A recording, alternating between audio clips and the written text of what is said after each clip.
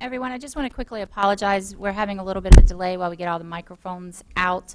If we start without all the microphones functioning, the broadcast and the recordings will not pick up our voices. So just a few more minutes while we get everything organized. Thank you.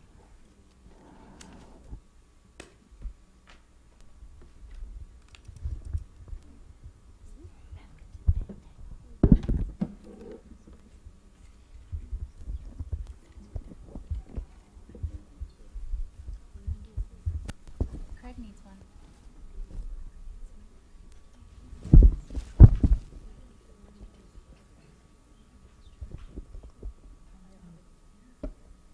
We need one for Bill, too.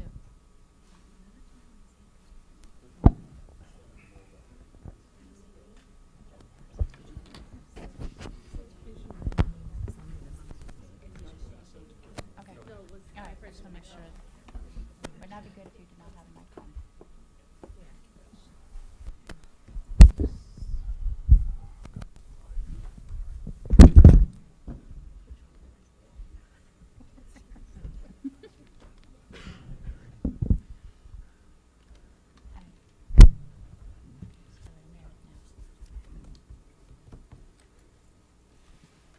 We can just start.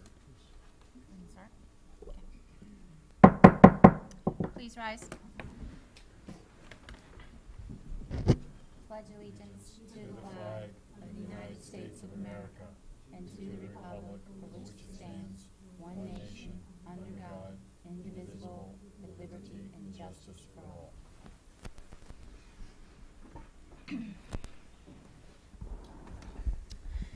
Good evening. I would like to welcome everyone to the second session for a Q&A regarding the 20 fiscal year budget.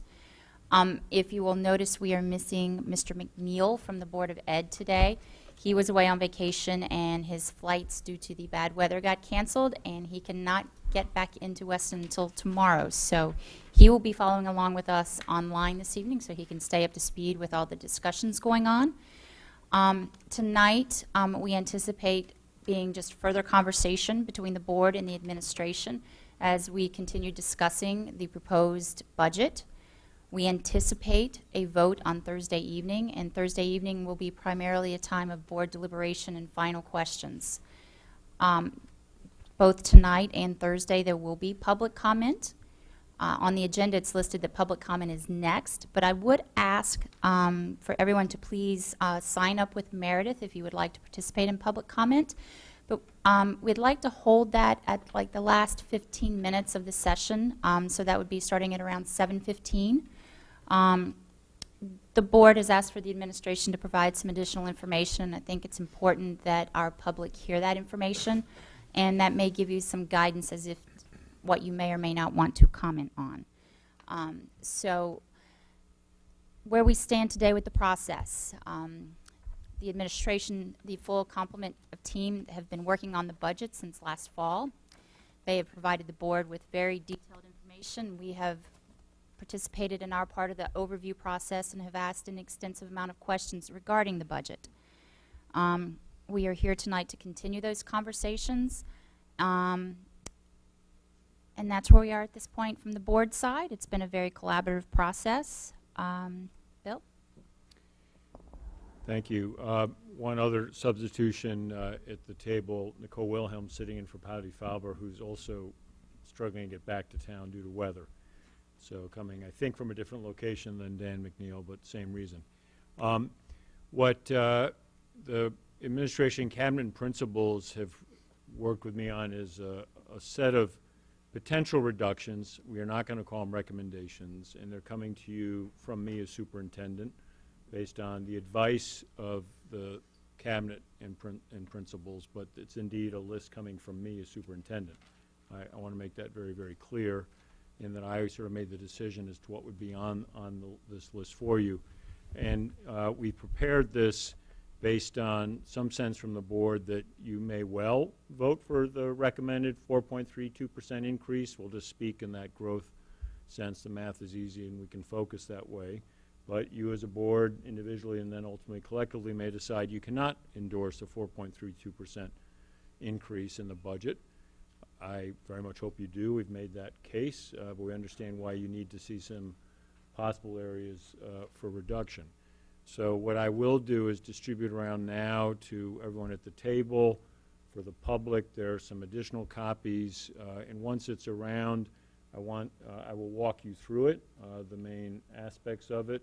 We also will put up on the screen simply just the summary chart when we're ready to do that. But let me pass around, make sure you have that of this. I think administrators, you've got it digitally if there are not enough copies to go around. And once you all have it, Can I ask a quick clarifying question of you? I want to make sure that I understand from us as the board, we are still following our plan, that we are not discussing any potential thoughts on our end of what we're doing. We're just asking questions about Tonight's further okay, 'cause Q&A. I want the public to understand that we're still asking questions about the budget that's been presented to us. We're not discussing our thoughts on Thursday on will where be it our is deli- yet, just so that people understand what we are doing as a board tonight and what we've been doing. Just, I want to make that clear where we are and what we're doing. Yes, Thursday night would be our Okay. essentially deliberations where we would be Okay. coming to terms with our decision. All right, thank you. so what you have here in a multi-page memo is a statement of background from me underscoring that how significant any reduction would be. The introduction here to the background, I think, is quite essential to read. Some of the presentation, some of the language, it will be very familiar from the other materials you've seen. But we have identified, and I've agreed to put forward 17 items totaling $817,924 in total. And we're not saying, you know, this total should be followed, but in total, it'd be a 1.59% reduction that would bring the entire budget growth to 2.73%. There are 17 items here, as you will quickly see, and they're organized from the largest to the smallest. It's not a prioritization in any way except listing the dollar totals. It covers nearly all of the 8 categories we had talked about in the opening presentation. And again, with each of them, there is an impact statement. The impact statement was crafted by a combination of cabinet and the principals, and then I reviewed each of those carefully and signed off on it. I'll just quickly run through.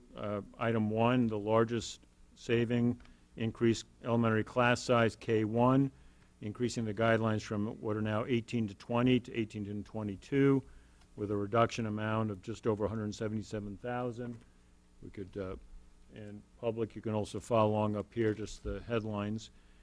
The impact narrative is there, but simply put, that would even that modest change in the class size would substantially modify what we do in terms of personalized instruction support for our learners. Item 2 would be an elimination of Project Challenge, grades 3 through 8. That's 114,000, just over that. And the impact narrative is there. That would take out of the district any dedicated gifted education. We're not required to provide gifted programming, but it clearly is an important element for many of our students and families, and has been for a good while. Item 3 is an elimination of K2 world language. Again, we can talk about all of the impacts here, but that is a surgical move. We value world language. We value, given our goal is producing global citizens, you don't just do that through world language study, but it's saying that at that K2 level, that may be something you as a board would reduce. And you can see there's nearly $104,000. Item 4 is increase elementary class size, grades 2 to 5, increasing the guidelines from 20 to 24 to 20 to 25. That's $88,000, almost $89,000 reduction. Again, the same arguments that we've put forward here about the risks and challenges of reducing, increasing class size are stated, I think, pretty clearly, both in each of these items and with a preamble at the top. Item 5 would be to increase middle school class size for savings of just over $88,000. This impact would reach across certainly the entire building in multiple ways. I should highlight for the WIS modification, that would put at risk the 5th grade teaming. We'd have to reconsider how we do teaming in the 5th grade. I don't want that point lost on you, because then as you look at item 5 for the middle school, you could see, as it's explained here, that the teaming approach to middle grades education in Weston would be, we'd have to be doing some serious thinking about how to deliver that, and we can talk in more detail with you. Let me stop here. My view is I'll go through these, list sort of headlines on the impact, and get into discussion, because we've got, while I'm the one bringing these pieces to you, we've got those who can really answer it from the principals through the cabinet. Item number 6 is the elimination of the elementary science paraeducator at just over 60,000. Challenge here is that all elementary teachers, as you know, are generalists. They handle 4 or 5 disciplines, if you will. Science is increasingly under the next generation science standards, quite demanding of teachers to deliver. This para role is essential in helping those generalist elementary teachers prepare lessons, set up for lessons. 7, reduction in contracted cleaning services. This one is based on the recent work through the request for proposal. The 2 finalist firms, as that committee sees it, it's a very strong likelihood we could find another nearly $49,000 in savings based on what appears to be the winning bid there. Item number 8 would be the elimination of math enrichment, grades 3 through 5, just over $47,000 there. You can see that this would take away from those students, grades 3 through 5, important support in math beyond what they're getting in the regular classroom.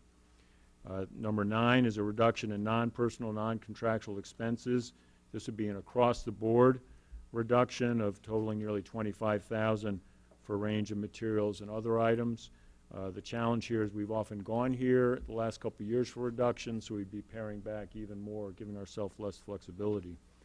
Item number 10 would be a modest reduction in the increase we had proposed for legal representation costs, and the analysis is here. While we still feel that the request $150,000 is the right number, we think we, this is an area we think we could pull it back, but we'd have to talk with you more about that. Item number 11, increase in high school parking fees. This idea, I think, actually originated by listening to the board, as did number 10 we just talked about. We did look at that. You see here the impact of what would be generated, and we would then be in the tie with Ridgefield for the most expensive parking fees in Durgay. Number 12, and I have asked Rich and others to scour the budget, that this is the only double mistake like this in the entire book. But we did, the middle school social studies books were a double ask, a double request, and we've cleaned that up and straightened it out. But again, Rich went back and scoured this entire big budget to make sure we didn't have another one like that. Item number 13 would be to eliminate 7 high school after-school clubs. You can see they're listed here. Any reduction of clubs would be problematic. These are those with the lowest enrollment.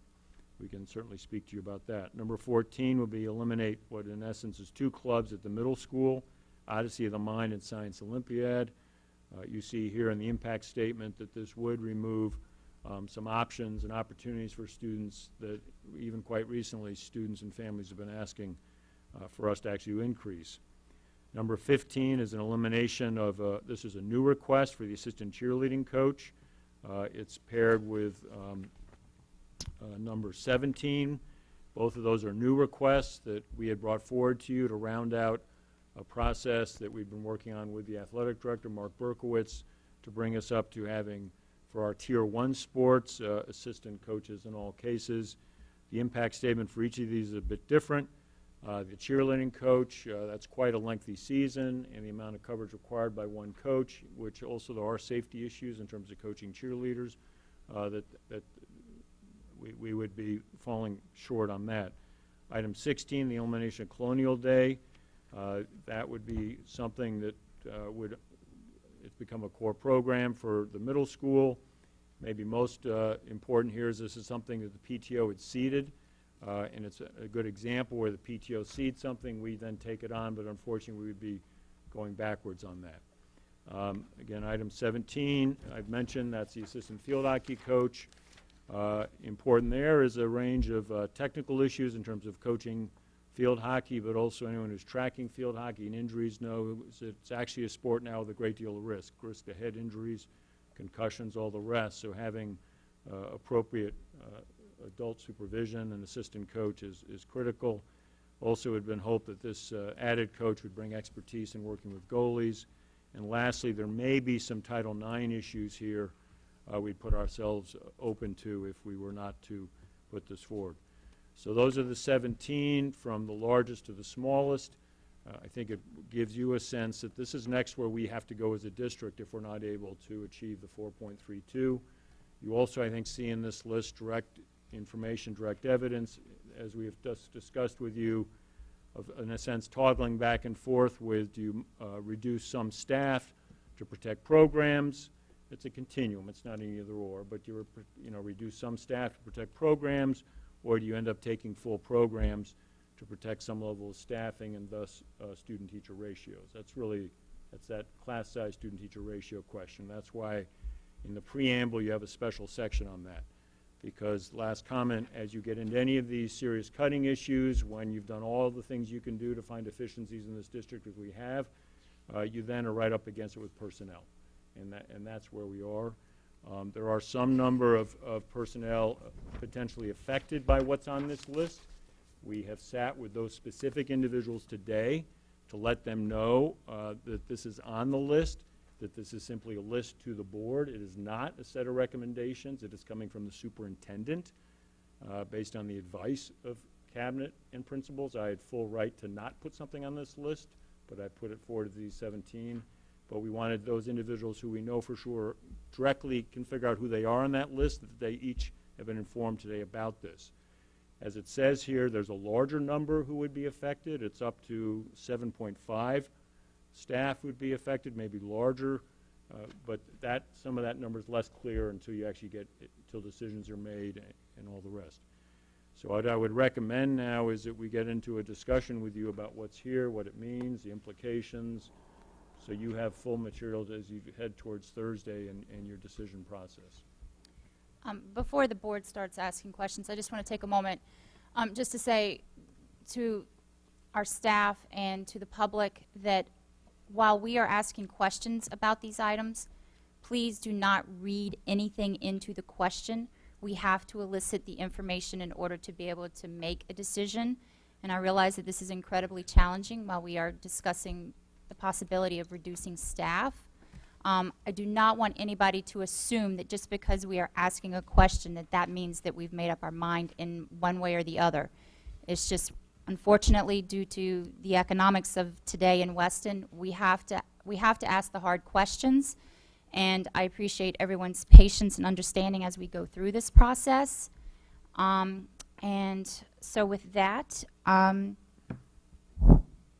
board, are you ready to start? Do you need a few more minutes to read through the details? I have a Okay. I have a question on number one. You know, when you look at Malone and McBroom and their projections, right? They're projecting kindergarten next year at 128, and that's mostly a result of the fact that we had a birth rate blip in 2014 that went up to like 71.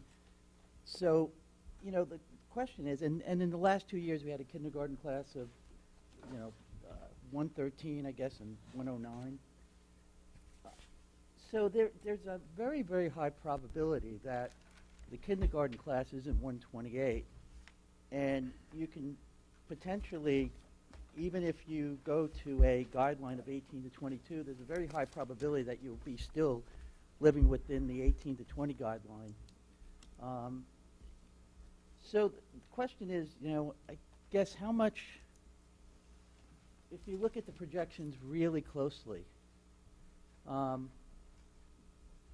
there is a pretty high probability that you could achieve one by not even moving the guidelines. But, maybe someone could comment on that. Louis, we definitely looked at that exact question. Yeah. When it was in the Q&A from the board, we responded back. So, Louis, you might want to pick that up. Sure. The problem is we have no way of knowing that at this time. Right. What happens frequently is over the summertime, that is when you start seeing an additional surge of students coming into kindergarten. We rely on, the information we get and pay for from the, professional demographers is what we rely on. We know that, yes, there are discrepancies. As you noted, this particular somewhat larger kindergarten class is based on birth rates, which is actually according to the demographers, the best predictor of the size of your kindergarten class. So the risk you take is if we don't have this, if the board was looking to keep the sections the way they are but yet still hold to the guideline, there's a very good chance you're going to end up having to hire another teacher later in the summer if this in fact pans out. Now, do we know? No, and that's part of the problem. So, it's one of the reasons we rely on these kind of projections. It's very difficult to just assume it. You also can't, in one of the questions that came up on, if I can just add to that, because the question that came up on the list of questions was, well, why don't we just roll the kindergarten forward to first grade, or words to that effect. That doesn't work because we frequently see not move-ins, but kids coming into first grade who weren't there in kindergarten. And if you look at the charts that were provided, you'll see that the first grade is almost always, or is always higher, significantly higher than kindergarten. Mhm. So I know it's a side issue, but just to Yeah. anticipate the question. So, Sorry, can I ask? yeah, well, I was just going to ask, as it pertains to number one, I know all of us, when we're looking at this, we're looking at like the requested number of sections for kindergarten, the requested number of sections for first grade. And like for first grade, even if you rely on them at Loan Broom, it's at 123. If we had 120, we would be at 6 sections. We're talking about 3 kids, swing one way or the other. This 177, is that a breakdown of adjusting K1 and 2, or just K and 1? I guess where I'm going is there some sort of hybrid where instead of cutting everything, we could. One teacher in kindergarten, one teacher grade. And does that count the para as well, that you'd have to hire? Because you'd have to, if you increase the kindergarten, you're also hiring a para. Well, in the budget there is an additional. Yeah. 0.38 Yeah, you're hiring, so. Because last year what happened is we did actually wait and see with the kindergarten and wind up reducing, and so we were in effect doing what the Board of Finance had asked us not to do, which is, the kindergarten cohorts have been small, and it's beginning to feel to me a little, and I guess this is getting into what we're supposed to do on Thursday, so I'll wait and have this discussion on Thursday, I'm sorry. Yeah, tonight, let's Yeah, give I it know, I've factual been- yep, questions yep, we'll so wait, we can I'm sorry. elicit information. Ruby? I'm just curious, how long have we used this company to estimate the class sizes? And then also, what has been the historical success rate of this company? We transitioned to them in the last year. They're one of the best firms to do this.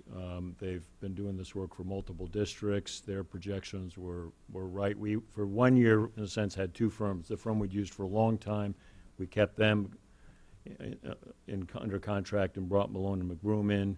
They were also part of the Phase 1 feasibility study, and that was through a competitive RFP. But they're widely seen as about the best firm on this issue in the state. The other advantage, they are specific to Connecticut. They know Connecticut well. They know other district information well. Some of the material that they ran just for you as part of the Q&A, they can do that. The other firm could not. But I think the accuracy of their projections is strong. And actually, it's really no different than the other firm. That 1 year we ran them, against each other. Okay. So I think the questions about how accurate or not, that's more a function of the source as opposed to the analyst. Right. Okay, so then my second question is for Ms. Cadis then. I know it's early, it's not even February, and registration just began. What are you seeing in just the early registration numbers? Are they higher than average, same time period to same time period, or are they, again, I know it's early, but just what are you seeing happening right now?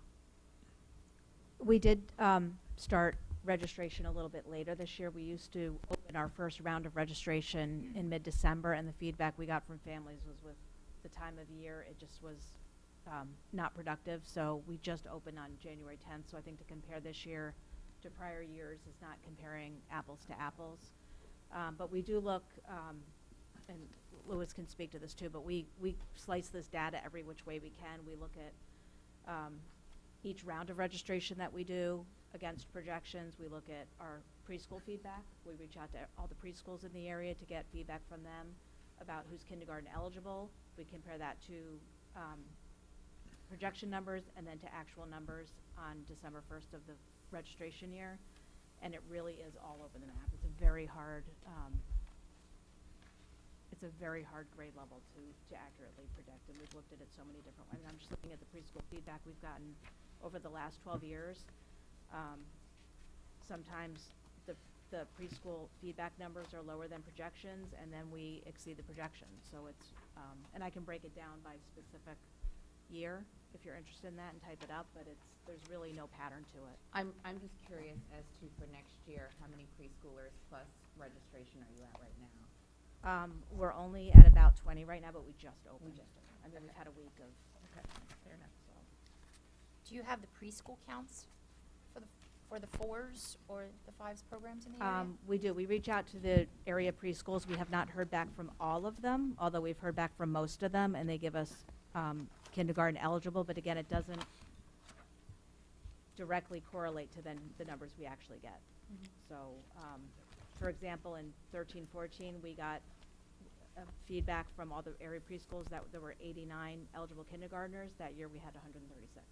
Right. One year we got, I mean, this was even farther back, about 138 eligible kindergartners. We ended up with 168.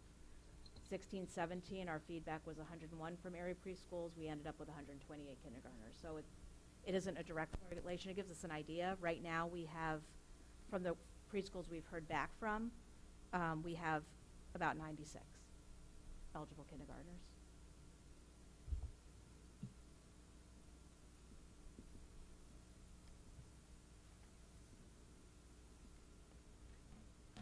Last year, our preschool feedback was 76, and we had 109 as of October 1st. So there's often a big discrepancy between those two. Okay. So last year, And again, preschoolers, they move in and out as well, so Right. it's a fluid number. But we take So them all the last time. year, your preschool count was 76, and you came in with 109. On October 1st, we had 109. 109 Okay. kindergartners. Okay. Okay. But Gina, to your point, we have 107 kindergartners today. We could go all the way up to 120 kindergartners next year and still be within. Well, when they go to first grade. No. I'm talking new kindergartners. Yeah. New kindergartners and still be within the tolerance. Yeah, and I mean, that's something we're going to have to discuss on Thursday. We are literally talking a very small handful of students Right. that this number swings on, that we're going to have to discuss. If I may, just to clarify, if the board were to make that choice not to fund the requested number of sections based on the enrollment data, if you don't address the issue of class size, what'll happen is if we do hit the number or even higher, and we have had years where we have gone significantly higher based on move-ins, but assuming we hit the number, what'll happen is you'll have to make a decision, which will be whether or not to waive your guidelines for that kindergarten class, meaning the total number, or seek an addition, supplemental appropriation, excuse me. That's always the risk you take, and that's a risk you're entitled to take. But if you were to do, and again, I think as Bill said, these aren't recommendations, these are sort of options, Right. then we wouldn't need to take that step because you'd be budgeting based on a higher number, and it would give you a little breathing room. But there's obviously various reasons that we didn't recommend that in the Right. superintendent's budget.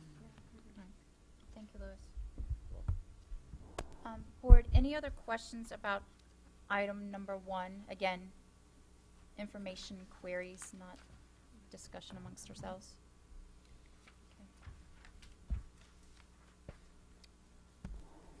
Elimination of project challenge, grades 3 through 8.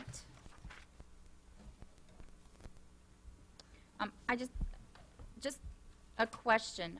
It's proposed here to cut project challenge for all of the grades currently receiving it. Understanding the need for project challenge as far as addressing the social and emotional needs of our gifted students,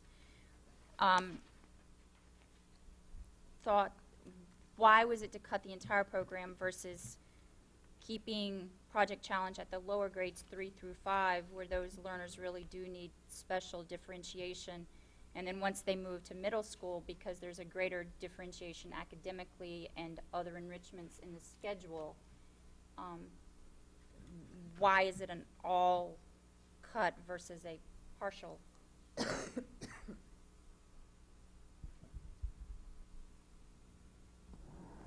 That's a fair question, and I think when you look at the options that are listed 1 through 17, with the world language, there was a partial option presented of just the K2.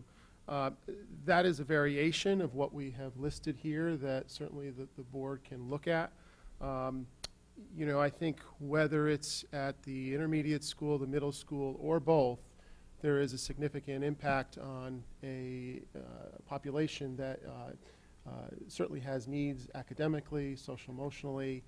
So any level of reduction here is certainly going to have an impact.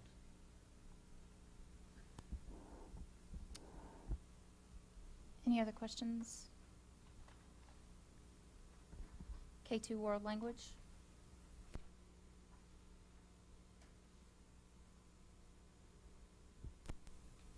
Number 4, increasing elementary class size 2 to 5 guidelines.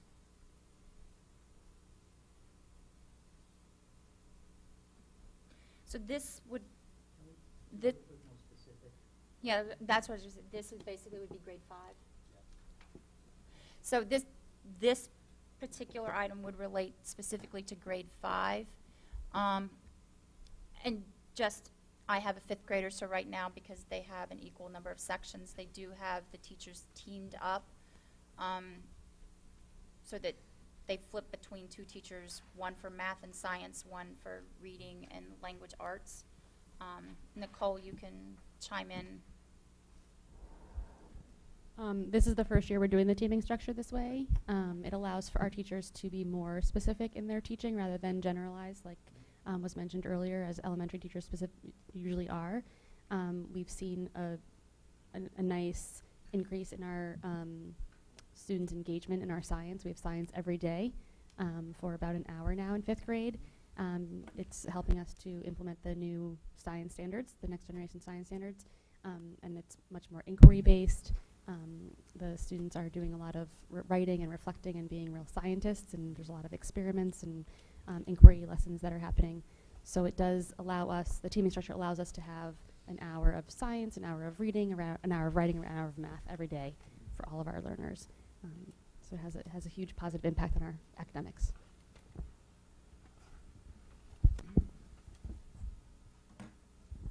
I can just add to that 5th grade teaming structure.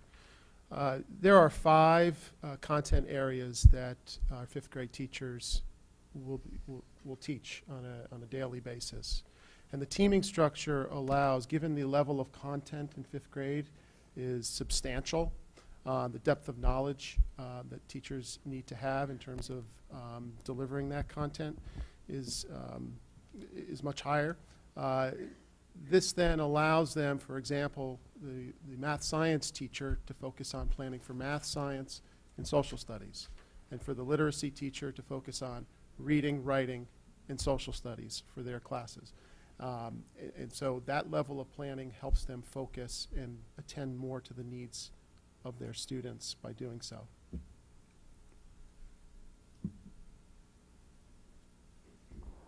So how would it, how many students would you, to achieve this, how many students would you have to add to each class? Said adding students to each class.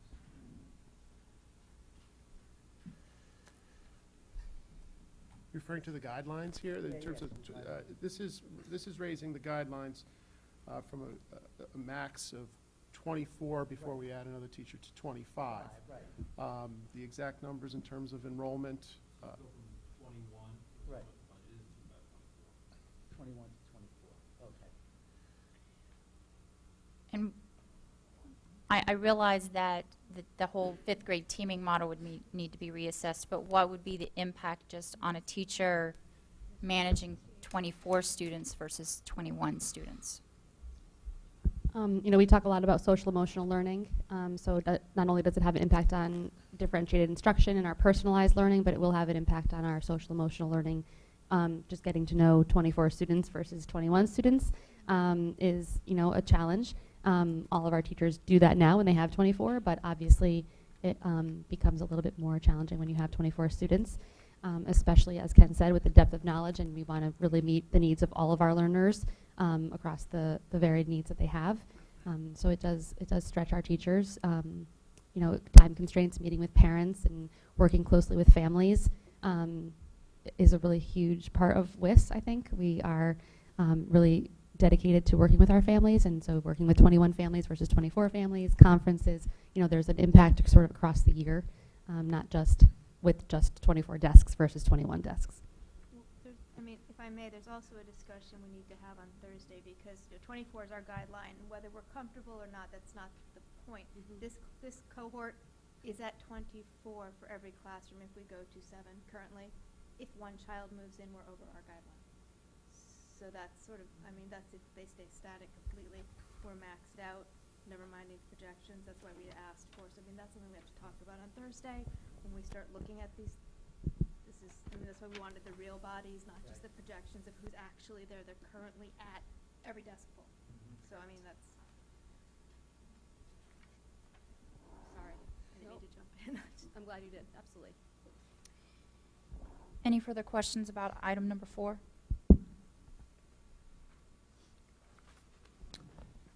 Item number 5, increasing middle school class size. Dan, I know we have a narrative here, but could you walk us through just like more personal version of Sure. the impact? Right now, the way the budget's presented, it assumes a continuation of 9 sections in 6th grade. Years ago, we used to have 2 full teams at each grade level. And that's really appropriate when you have over 200 students in a grade.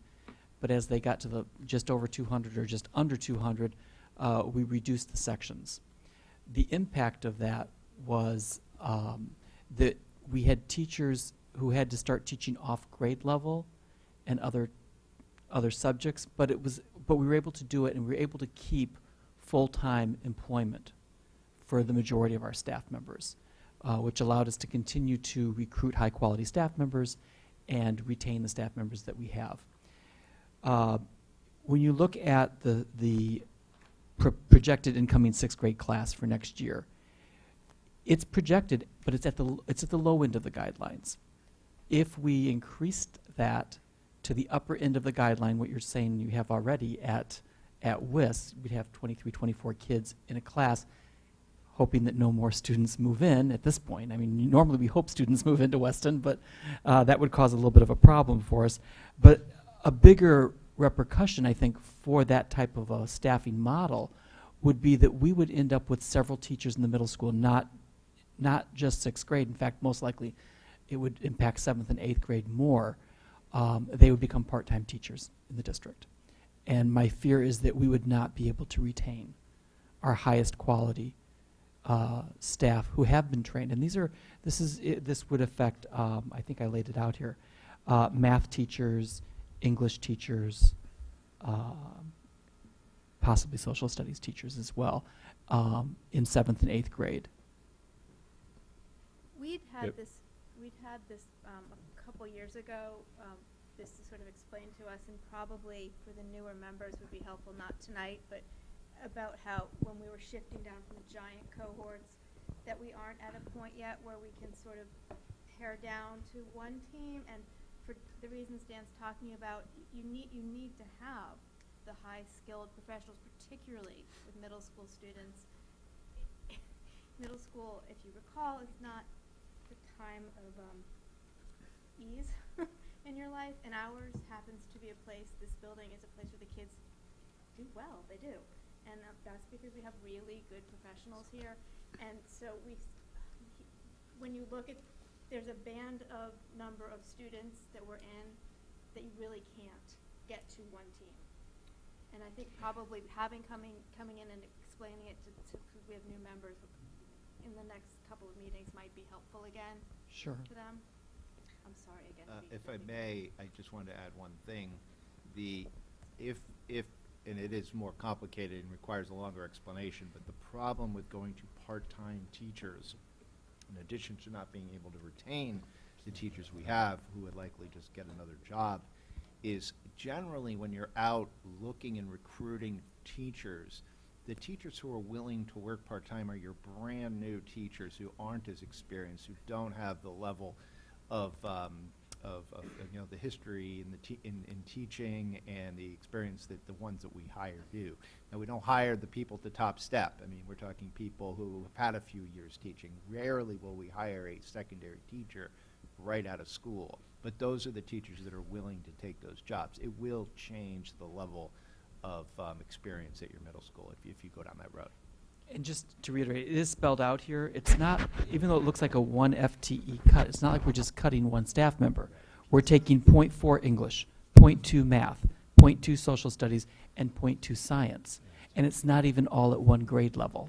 No, and I think the point that it's not even the teacher in the classroom, it's the communication and the ability to work together, because a part-time person is going to be looking for another part-time job to make themselves whole, and they're not going to be available for those meetings that are essential to keeping the communication on 24. Exactly, and I allude to that in the narrative as That's- well. That's a key point. And one other point, just so you know the full ramification, especially at 6th grade, but we do have people at other grades as well. To the extent that those teachers are less senior than others at the school and would otherwise be forced to take the 0.8 or the 0.7, if they hold an elementary certification and are more senior than an elementary a non-tenured elementary teacher, they will bump that teacher if they choose to. So because they hold the certification. So I mean, you're talking a lot of chaos for, part of the reason we don't. I know, Ken, I want to add something, but go ahead, Ken. Yeah, several things. The elementary staffing model of take the total number of students, to look at the class sizes, come up with the appropriate number of sections based on our guidelines, does not work at a middle school because of the teaming structure. And it is known that middle schools require a little more staffing than you would normally if you're budgeting for an elementary level. That's typical. But one of the concerns is, as you have more and more part-time teachers, the attention to the whole child and having teachers have that common planning time to meet. This would compound the challenge that Dan has already with the schedule in trying to find that common meeting time. And so we toggle then back towards the days of a junior high school as we do more and more of this in his building, as opposed to being a true middle school model. I think there are some opportunities in the future for us to sit down at curriculum and look at where is that tipping point to maybe look at a different model at the middle school in terms of the structure. Dan has done a great job with coming up with his new schedule for the middle school, which has presented some great opportunities. And I think an option like this would preclude us from being able to go down that road and even look at that. So just putting that out there. Just if I could follow up on a question with what you just said, talking about the teaming model versus a junior high model, what are the benefits or what are the reasons why you would choose a teaming model versus a junior high model? So I'd like to take a first crack at that, because all of the research on middle level education points to best practice being when you have a group of teachers who share the same students, and therefore they can meet not just the academic needs, but also the social, emotional, and other developmental needs of that particular group of students. They plan interdisciplinary lessons, as you see with our 6th grade Guardians of the Water Galaxy as one example of that. You see planned field trips. You see common calendars, homework calendars. The teachers sit down together. They plan when their assessments are. They plan and they help the students. They know the students so well that they share with each other what works with that learner. They meet regularly with their colleagues for team meetings, for a meeting that we call the Hands Up meeting, which is our meeting to talk about student concerns and student issues. And in addition to that, this model allows us to have the common planning time so that when parents want to have a conference at the middle school, we don't have specific days during the year for parent conferences. There's a time every week where parents can sit down with their child's team of teachers to discuss their child's concerns.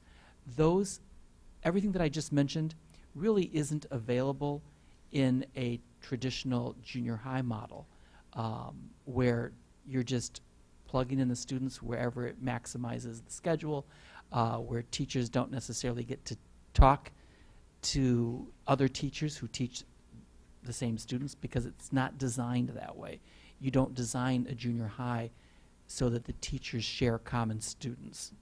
But that's the core of what we do at Weston Middle School and frankly in every middle school that really adheres to this model, and it really is the best practice at this level of education. I mean, it's so much the obvious, but I'll say it. I mean, it's trying to find themes here, but hopefully it's clear to the board. If you just think within the category of class size, any reduction here would be painful and would change the nature of what we do in Weston. But you get degrees of complication as you move from the elementaries on up. And in the process of my listening to the team and deciding what would be on this list or not, we initially did not have middle school on this list because of all these complications. But we thought we needed to put it there despite all these complications for you at least to think about, see. Many of you may have already have said, oh, Bill, that's so obvious. Fine, we got it. Others might say, oh, that's a very valuable insight. You don't want larger elementary classes. That is contained to that classroom and how you support and manage that classroom and that teacher to deal with a few more students. The ripple effect out is far less than at the middle school level, where right away you're seeing all kinds of ripple effects out, right to you're not going to get good part-time teachers to come in. Let's just be clear. If you lose a good part-time teacher, you've degraded the quality of your teaching force because there's just not that many out there ready to come in for a part-time job. So right there, you see that complication. Now, before the question's asked, you do not see on the list class size reductions for the high school. And the reason for that is then you take away an entire opportunity for a student in the last 4 years of their experience in Weston. So nobody wants a larger elementary classroom, but that opportunity is still there in how you help that teacher work with a larger set of students. At the high school, you'd be taking away most likely a significant set of opportunities, some of the AP opportunities, the other types of opportunities that you're taking away that once you get into that level of discussing class size. So I just want to, this all may be very clear to you, but within that category of class size, these are a number of the considerations that led me to agree or not as to what was on this list before you. No, I think that's an important clarification, and I do appreciate that, and I think the public needs to understand why they see cuts at all the other schools, but not the high school, and I think that that's important information to have out there. Any further questions about item number 5? Item number 6. Any questions? Gina, can I speak to this item? Sure. So the elementary science para position, as you all know, we're undergoing a transition to a new science program, new science curriculum. And as I said before, and others have said, elementary teachers are generalists. They teach multiple subjects. And when you think about science, and we have a hands-on approach to science, inquiry-based, we have laboratories in both of our middle schools. We have a paraprofessional position that supports the two laboratories, getting the materials ready for those hands-on lessons that are happening on a regular basis, transitioning between units to get the appropriate materials ready for each and every lesson.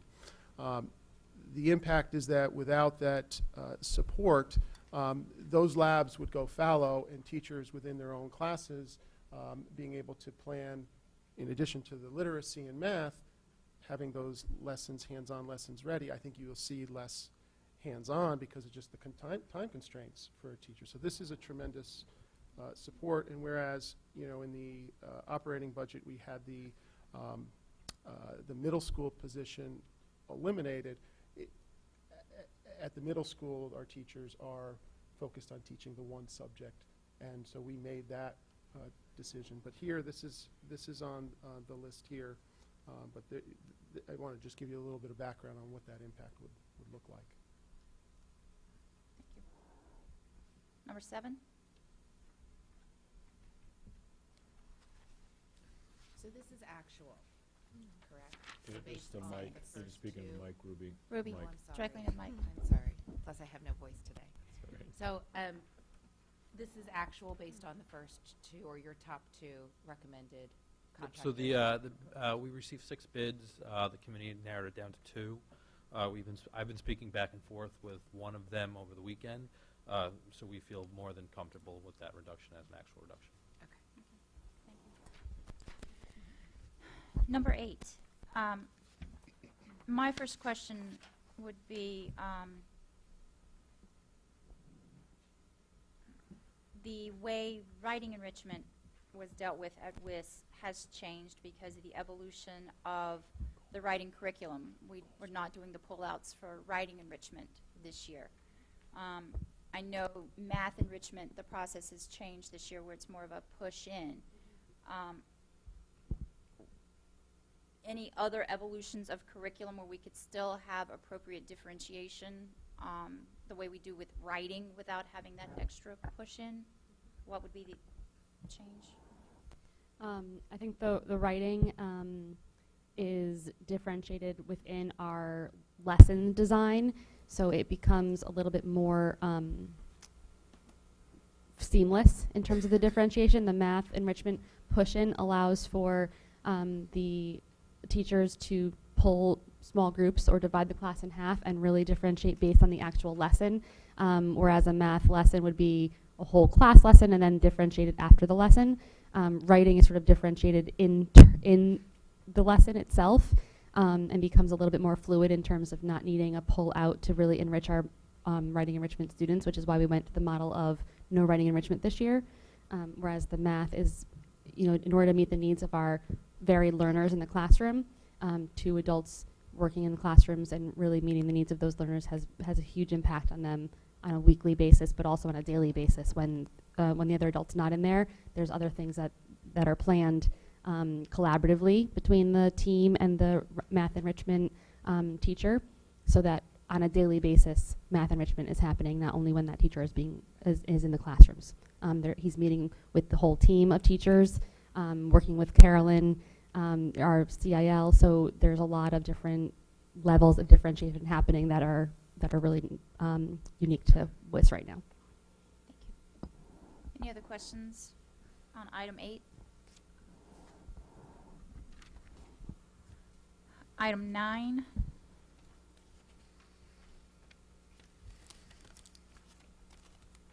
Item 10.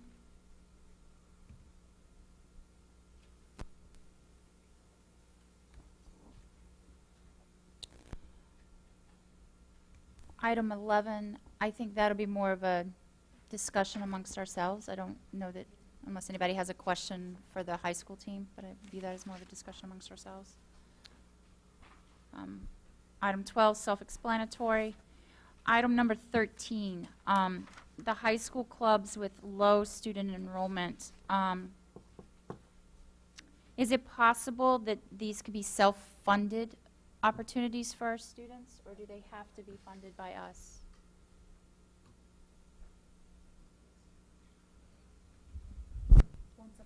Who are you asking? Lisa or me? Lisa about that. I'll let Lisa answer first. Hello. As far as self-funded, that means that the students, these are WTA negotiated stipends. So if we said, well, we want to keep the clubs going and they expect the stipend, then students would have to pay for the club. I don't know how that would work, especially given the fact that, for example, if you look at one of the, like, independent instruction, we have an independent study program, and we have roughly between 6 and 15 students that participated in a given year. This year, we only have 6.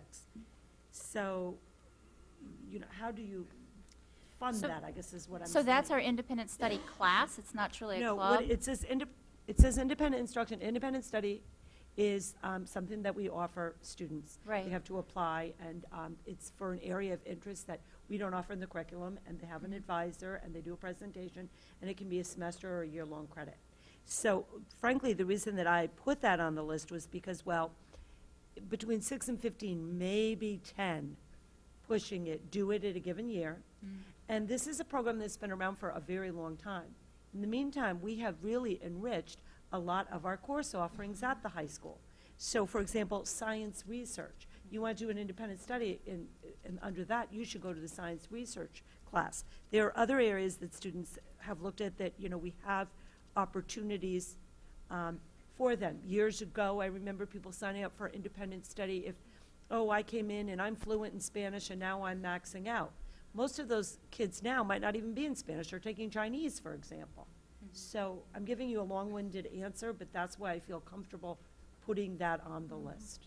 What, Louis, sorry. I mean, So you the- can speak to the There's particular. two pieces to that. Okay. So the independent study piece, to the extent we're offering credit, cannot be self-funded. That is clearly That's a that's a school key distinction. function.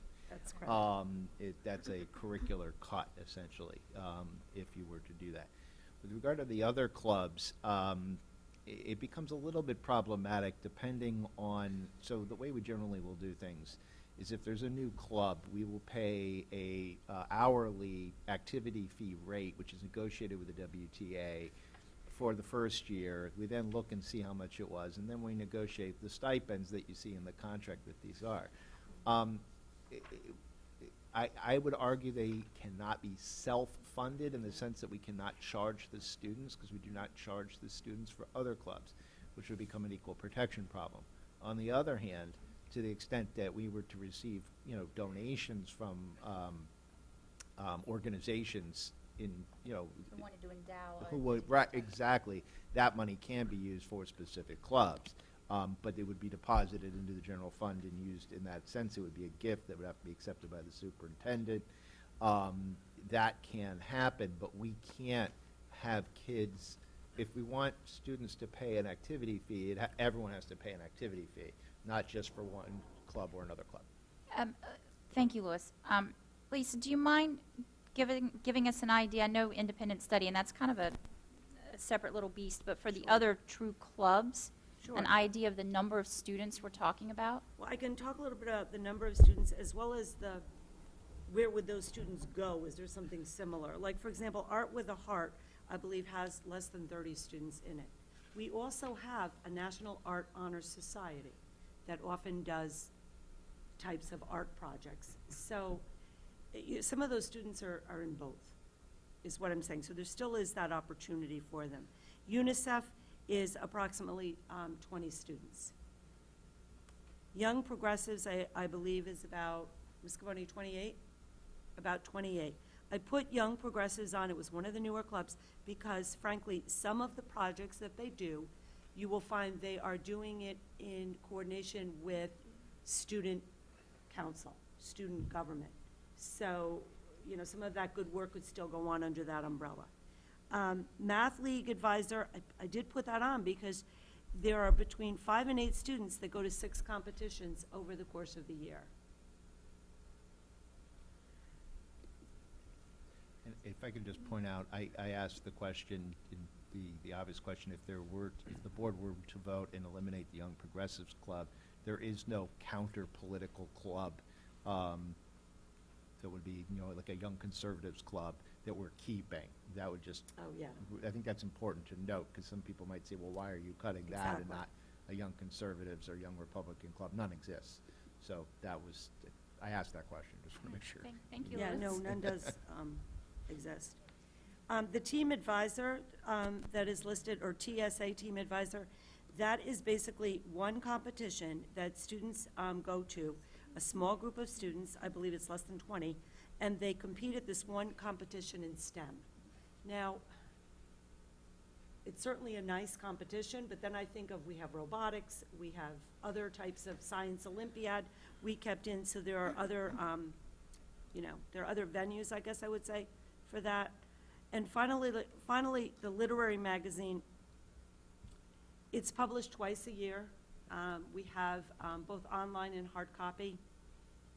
There are students that write for that in the creative writing course as other students that participate in it.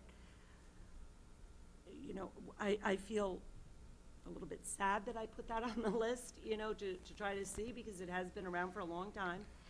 But, part of our thinking too is we do have a very active newspaper, and perhaps some of those creative pieces could get published in there.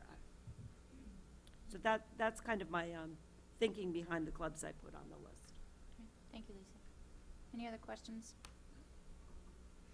The lack of questions doesn't mean a lack of interest. I understand. I wanna make sure I everybody knows understand. that. I just want to make sure that everybody has a chance to get the information for the decision process we're going to have to go through.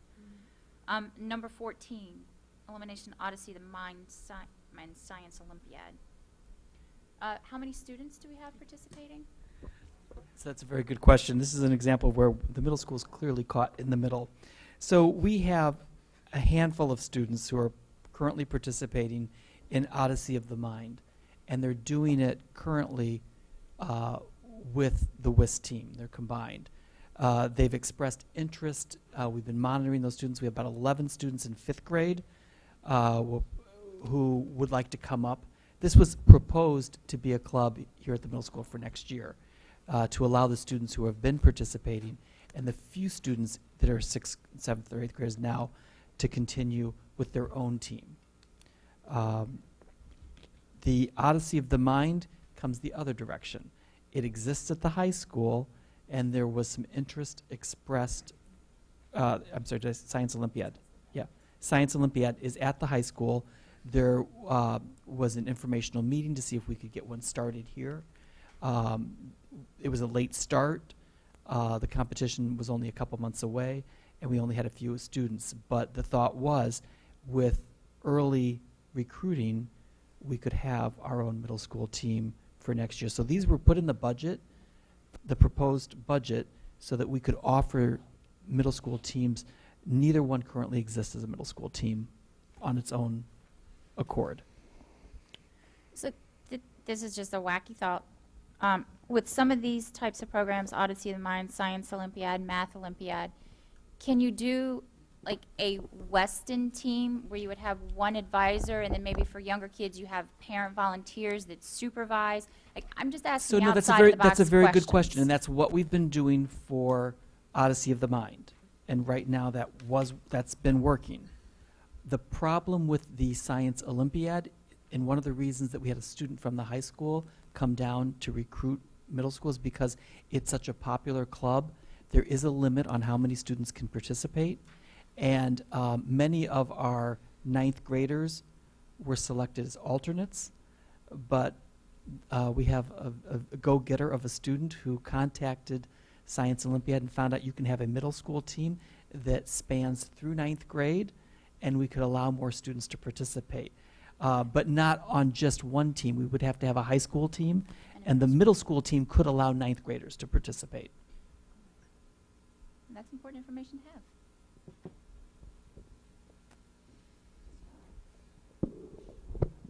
$15.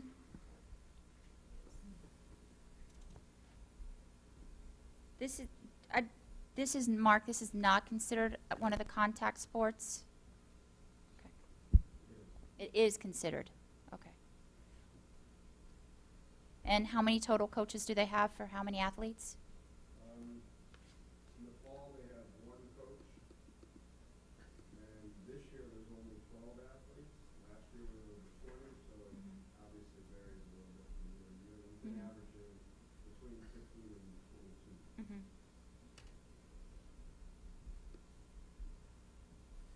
Thank you. Any other questions? 16?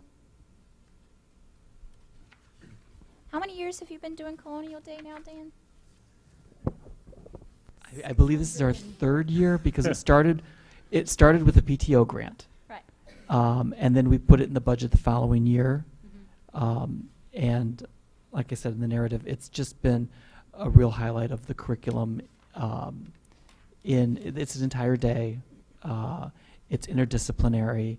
The entire 8th grade team of teachers participates.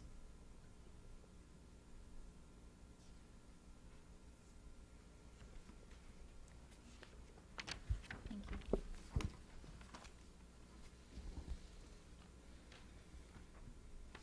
Any questions about 17? Mark, with these last two assistant coaches, that takes all your tier 1 contact sports to having a full-time coach and assistant coach? Okay. The process that was started back in 2011, I believe, for the 2012-13 school year. Mm-hmm. This would complete we tiered them, but it's the contact. Okay. In a little perspective on budget building, given this is the third budget, that commitment to the tier 1s we've been following through on, but as Mark knows, each year we've gone back to scrutinize, can we do that or not? There had been a delay at somewhere in there, I think, but at least last year we said, let's keep this going. So this is as close as we've gotten to saying, well, this would not fall through on it. So the flip side for the board obviously is not a lot of money in the scheme of things, and you do finish off that tier 1 commitment and process. We used to be committed to having an assistant field hockey coach. We used to have assistant field hockey coaches, so obviously some thinking somewhere along the line fell off. It had to do with numbers or whatever, but not lack of need. We've never had we have a JV coach, but we've never had, since I've been here that I know of, we've never had a paid by the Board of Ed assistant field Okay. hockey coach. We've had volunteer assistant field hockey coaches. We've been trying those two positions have been put into the budget since 2016. For various reasons, Phil just mentioned, didn't take it through. So one other question. When we had our workshop and in some of the writing, we asked about how our parking fee compared to other districts, and we also asked about how our athletics fee compared to other districts. And in here, there's the inclusion of an increase in parking fees, but no inclusion of increased fees for anything else. Is there thought process behind that?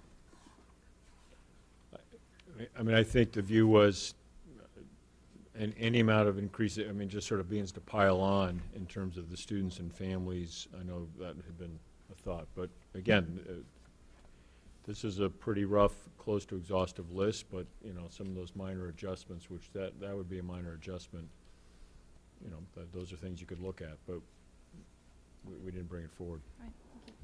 I have a clarification on number 9, the reduction in the non-personnel, non-contractual expenses. Although small, I'd like to understand that one more time.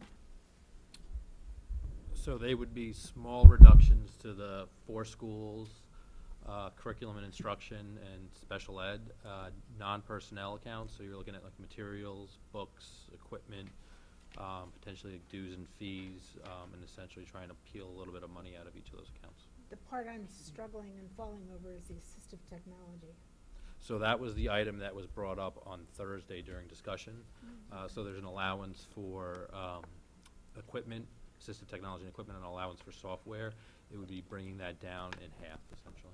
In half? In half. Okay, thank you.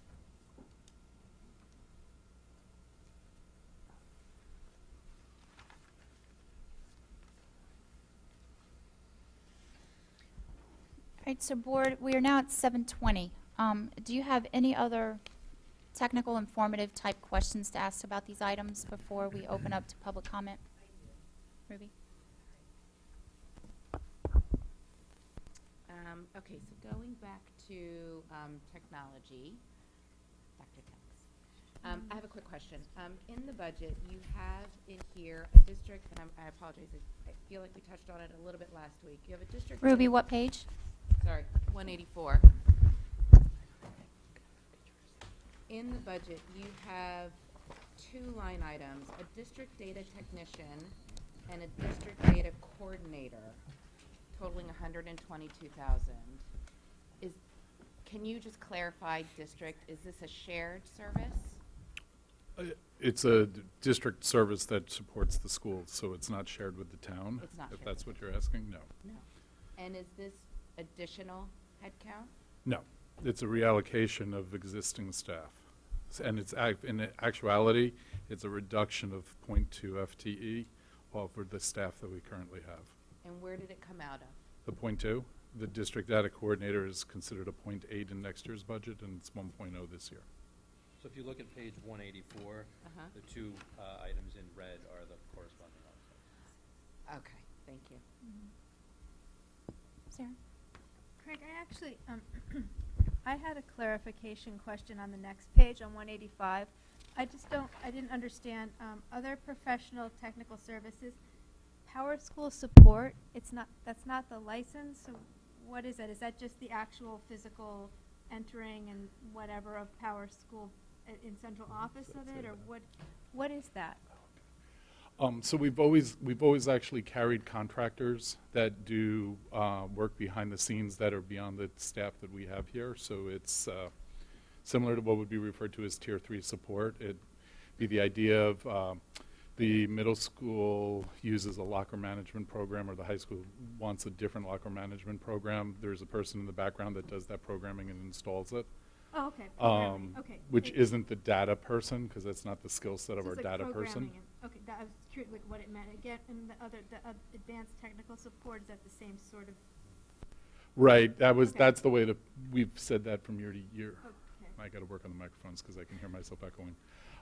That's the number, or the way we've sort of been describing things now, where it's items that go beyond the skill set of the staff we have. Okay, And we that's what bring I in sort of someone thought else. it was, but I wanted to make sure, I know that's not the license. Thank you. I have another question. Okay. Page 221.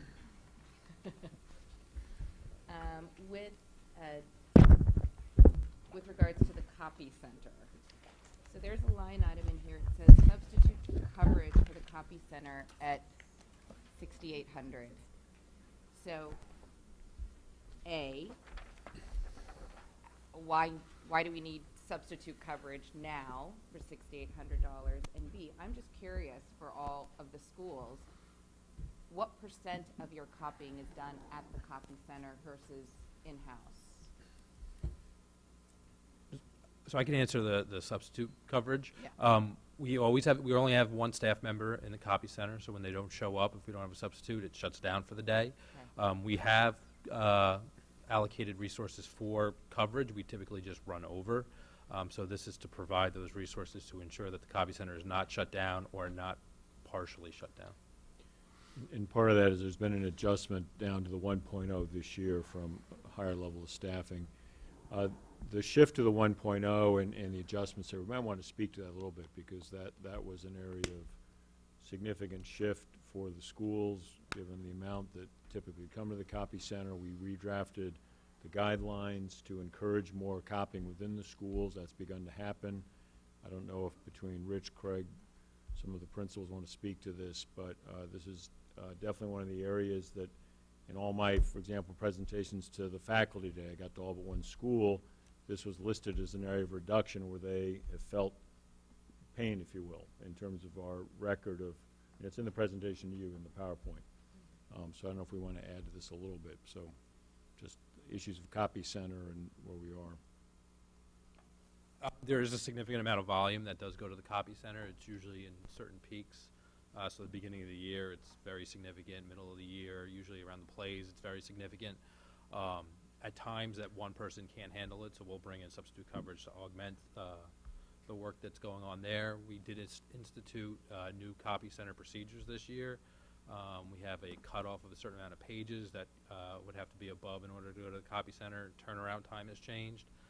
Typically in the past, when we had multiple staff members, Turnaround time was considered 24 hours. However, the copy center is not open 24 hours a day, so the turnaround time is really like 7 hours. It wasn't really realistic in order to actually meet the demands of the teachers. So those guidelines have helped us get to that one person. But one of the things we found out this year and even last year was the copy center person also delivers the mail to the 4 schools central office and town hall. And so part of that substitute money also covers a driver to take that burden off the shoulder of the copy center person so they can focus on actually making copies for the teachers. All right. Board, I know people may still have other questions from the book, but we do have Chief Hinion and Captain Bردacki and our SROs here for our public meeting at, it's supposed to start in 5 minutes. So I would ask that if you have any more detailed questions about the 17 items, but if we could hold everything else for Thursday, because I would really like to be respectful of their time. All right. So with that, we do have, Meredith, did anyone sign up for public comment for this session? Okay, thank you. So with that, could I have a motion to adjourn our budget Q&A session? Thank you. We are going to take just like a 5-minute break, and then we will reconvene for our public session. Thank you.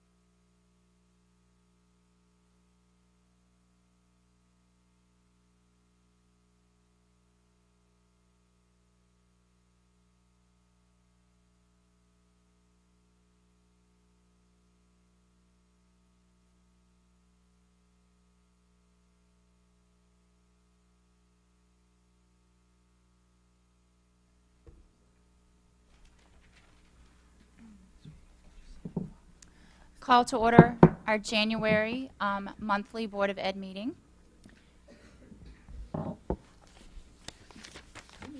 Yep. Oh, yes, we do. Please rise for Pledge of Allegiance. I pledge allegiance to the flag of the United States of America and to the republic for which it stands, one nation, under God, indivisible, with liberty and justice for all.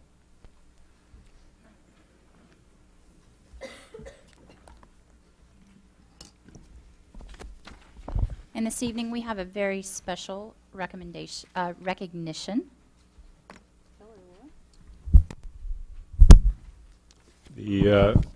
Very pleased to inform the board, and it's very helpful Laura's here as well, that the Hurlbut Elementary School PTO is pleased to present a check for $130,000 for the new playground at Hurlbut. And this check represents almost 2 years of dedicated fundraising and fundraising efforts by the PTO. So this clearly calls for Laura and Gina to step up to the front here. Please, to the front, the front. And we need a photo op. Are you, Dawn, you got it? You guys don't understand how hard it is to raise $130,000. And after the photo op, the principal would like to say something, and she should say something.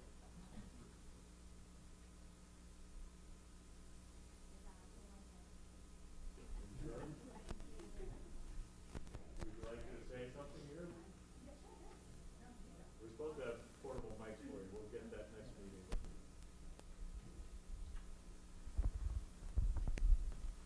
Thank you. I just wanted to extend my heartfelt thanks to the entire Weston community, and in particular the amazing PTO leadership. Their dedication to this project has been ongoing for over a year. This represents almost 2 years of outreach, planning, events. Just the dedication and the generosity of this community continues to amaze me each and every day, and our PTO leadership in particular really took on this project with a determination and just grit that it just amazes me. And this fundraising really is a culmination of this entire community. This entire town stood behind this. Our Kiwanis Club put on their dog jamboree and gave us, almost $11,000 towards this project. Community members who aren't even associated with the school came forward. We had a huge gala last year. It was just endless, the generosity of this town. So we are so excited to bring a new playground to Hurlbut, which will also benefit the entire community. It will be a wonderful resource for our town, for our community, and for all the future children of Weston. So thank you very much. I just want to say, ladies, many of us on the Board of Education were on the PTO at one point in our careers here in Weston, and we know how much work goes into just being a normal PTO member. But when you take on a project of this magnitude on top of everything else that our PTOs do to support our students on an everyday basis, on behalf of the board, I just want to say truly a heartfelt thank you. And all the kids in Weston, whether they go to our school or they go to another school, they are going to play on these playgrounds, and it is all because of your hard work. And so seriously, thank you, thank you, thank you.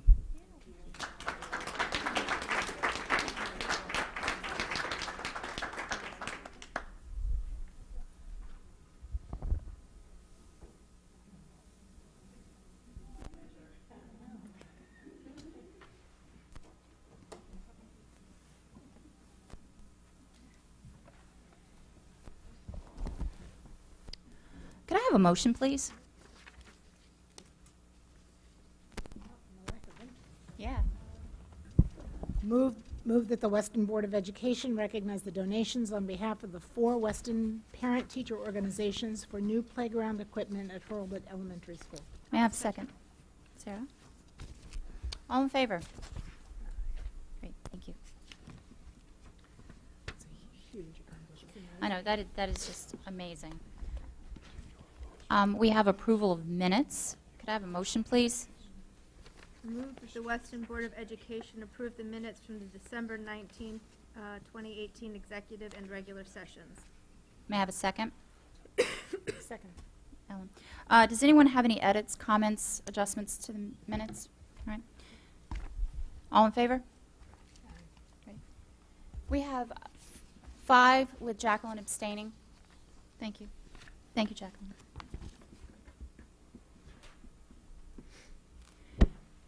At this point in time, do we have any comments from our public? Thank you very much. Our student reps are taking a much-deserved break, having just finished midterms. I do want to take a moment to make sure that everyone is aware that this weekend, our middle school Short Wharf Theater Group will be putting on Alice in Wonderland Jr. Showtimes are Friday evening and then Saturday afternoon and Sunday afternoon. Even though it is the middle school show, you may get your tickets at WHScompany.com. Great online, you get to pick out your own seats, and from past experience, I can tell you it will be phenomenal. So please, everyone, get your tickets. With that, we're moving into new business. Ellen, I believe we have something that's not listed on the agenda. I do. You know, part of being a board member is adjusting to the times and changes of things that go on in our district, and no one truly knows the time that it takes to be a board member but another board member. And we have an opportunity to thank Jacqueline for all the time that she's given over the last 4 years to this board. Jacqueline is going to speak for herself, but I just wanted to take an opportunity to say that the board and the administration truly appreciates the time and the talent that you've brought to us. And I would really like for you to be able to say what you want to say, but we want to say thank you too. Thank you, Ellen, for that. I was trying to think about best word to describe my experience here, and I would just use the word journey. It's been a wild journey from start to finish, and it's been real privilege to be a part of your lives, both seeing the flowers that the board sent to me, and really getting to know the administration over the many years we've worked together. So I just want to say I appreciate everything that you guys have done, as well as the town of Weston really rallied when I don't know how best to describe the change in our family. So thank you, really, from the bottom of my heart. Thank you.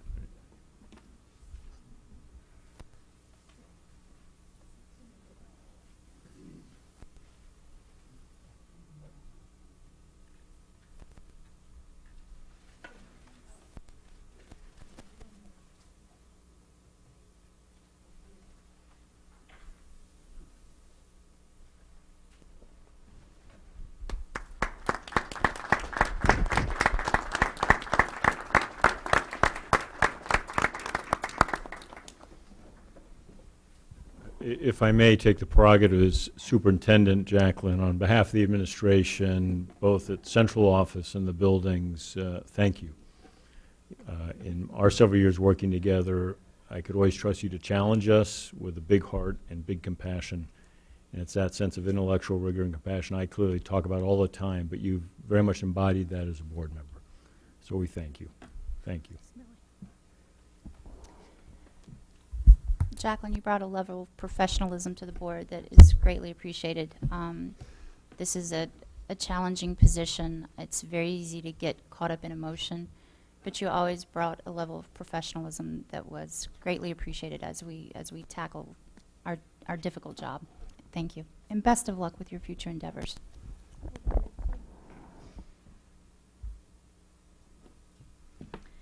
We do have some more business to get to this evening. So with that, we are dealing with a few retirements at the end of the year this year. Louis? Yes, as the board recalls, the board voted to offer, agree to a memorandum of understanding with the Weston Teachers Association to offer a incentive, a retirement incentive. Originally, the goal was to receive at least seven participants. We did receive 4. The board, I think, was wise in that you move forward in any case. And I know that were 4 people here who have Dr. McCurshey sent letters to, so I'll just tell you who they are. They have all issued their resignation/retirement effective June 30th, 2019. The first is Nancy Johnston. The second is Annie Aquila. The third is Holly Hawthorne. And the fourth is Sally Carta.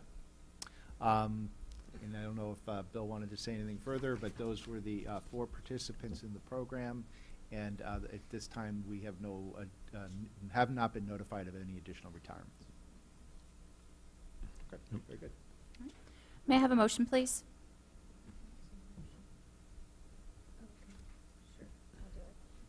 Move that the Board of Education recognize the retirement of Nancy Johnston, Ann Aquila, Sally Carta, and Holly Hawthorne effective June 30, 2019. May I have a second, please? Thank you, Tony. Any further questions, comments? All in favor? Thank you.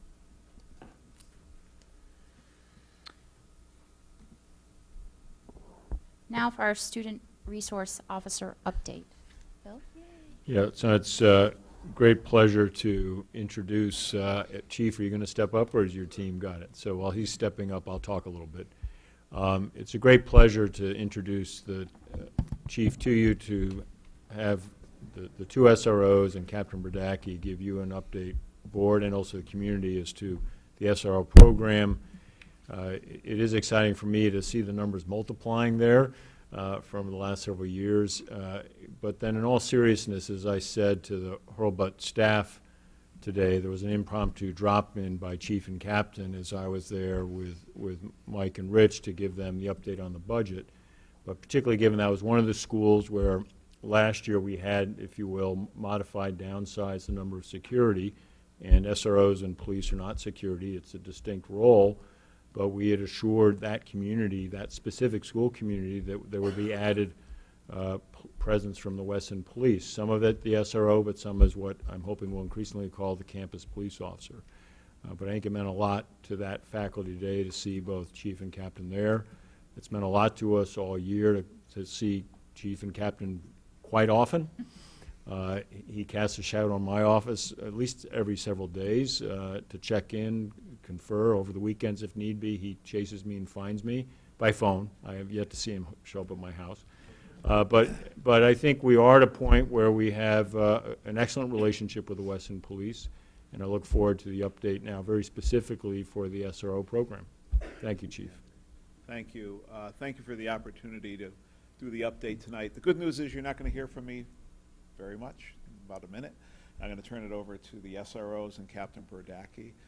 Dr. McCurshey made the mistake of giving me a swipe and a key to his board office. That's why I do drop by from time to time. But we do appreciate the opportunity to address the board tonight. And I want you to hear from the gentleman and the captain who supervises them as to the SRO program.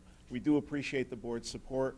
We're here because of the boards, Board of Education, Board of Police Commissioners, Board of Selectmen, that mid-year, mid-cycle in the budget cycle voted it was important to increase the police presence here on the campus.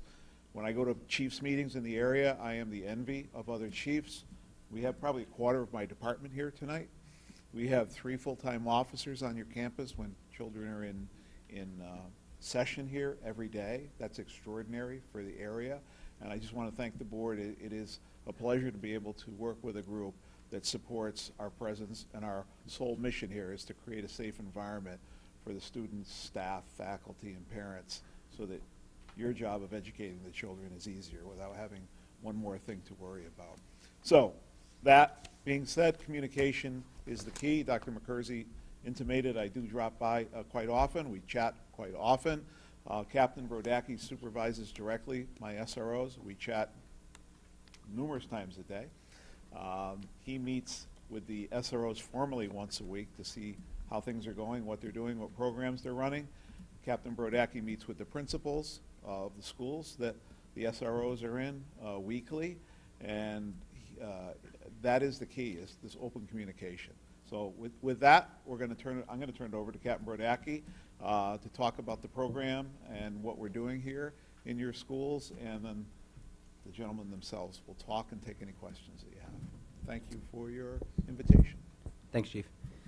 So I just wanted to quickly echo, I know that the Chief mentioned the role of the SRO, but just from a historical standpoint, this is the first school year where we have 2 SROs, one in the high school and one in the middle school. In addition to that, we have a roaming campus police officer who primarily focuses on the lower level schools, in addition to the SROs when they do switch their focus. So currently, with our school resource officer with the high school, his secondary school, Joe, and he'll speak to this, is assigned to the elementary school as his secondary school. And the goal with that is to start to embed himself in award ceremonies, events where there's some notoriety for students and just some positive exposure for the school resource officer to go into the lower level school and get acclimated to the student body there. Officer Kim, who is primarily assigned to the middle school, his secondary school would be the intermediate school. So he does the same fashion in the intermediate school. Might stop by a gym class, might stop by an award ceremony, and just really get to know the staff, build a comfort level with the administrators as well, so that there starts to build a bond. We purposely designed the campus police officer to rotate between every single Weston police officer. So the Weston police officer that works on the campus is assigned to the campus for 9 hours a day, will patrol the exterior lots of each and every school, and is assigned to walk through the schools, meaning that he's very familiar with the inner workings of the schools and can get to an emergency quickly, so that if we receive a 911 call from the science wing in the high school, every officer, whether they're working an outside job duty on a road job, what we would call, or your administration, where you're me, or you're the school resource officer, we can all get to the science wing of the high school as quickly and efficiently as possible. So we know that we have a blended security posture. We know that physical security, your school has locks and special appropriations towards the front of the school to harden the physical structures. Some of them I can get into in public, some of them I cannot, but just know that we spend an incredible amount of resource and time and effort studying the most robust systems and how they're blended together. In addition to that, you have your school security staff, and most specifically, we found so much resource in the school resource officer, and in addition, I don't want to waste any more time, and I'll let the officers speak for themselves, but each school is very specific. So we know that in the high school, a school resource officer program is unique in the sense that the clientele can come in and visit Joe whenever they want. They can stop into his office and say hello, and they regularly do. Where Officer Kim's school is a little bit unique because they have classes, they have a schedule, and I see Principal Doak shaking his head. They don't necessarily have open campus or free reign where they can wander the school, so we have to be creative. We have to try to inject Officer Kim into some of these situations where they're a little more fun and he can seek out the children. The 3 roles federally with a school resource officer is as an enforcer, as a last resort, an informal counselor, an educator, and then emergency manager. You won't hear the officers talk today, but they both have very specific skill sets that have come to the aid of what they do. Officer Kim was actually on a SWAT team prior to coming here in Weston, so he has a different level of training tactically that he can respond. Officer McGowan has been trained by the Secret Service, has flown to their facility, so technical investigations are right down his alley. So we try to use those specific skill sets to our advantage, and also as an inroad for students who just have an appreciation for or an interest in law enforcement and what they do. So it helps in the education role that they can come from different walks of life and be able to offer those. With that being said, I'm going to turn it over to Officer McGowan, who is the high school resource officer. I'll give him a few minutes, and then we'll turn it over to Officer Kim lastly and let you guys get on to the rest of the budget stuff. Thank you, Captain. So I just wanted to speak a little bit about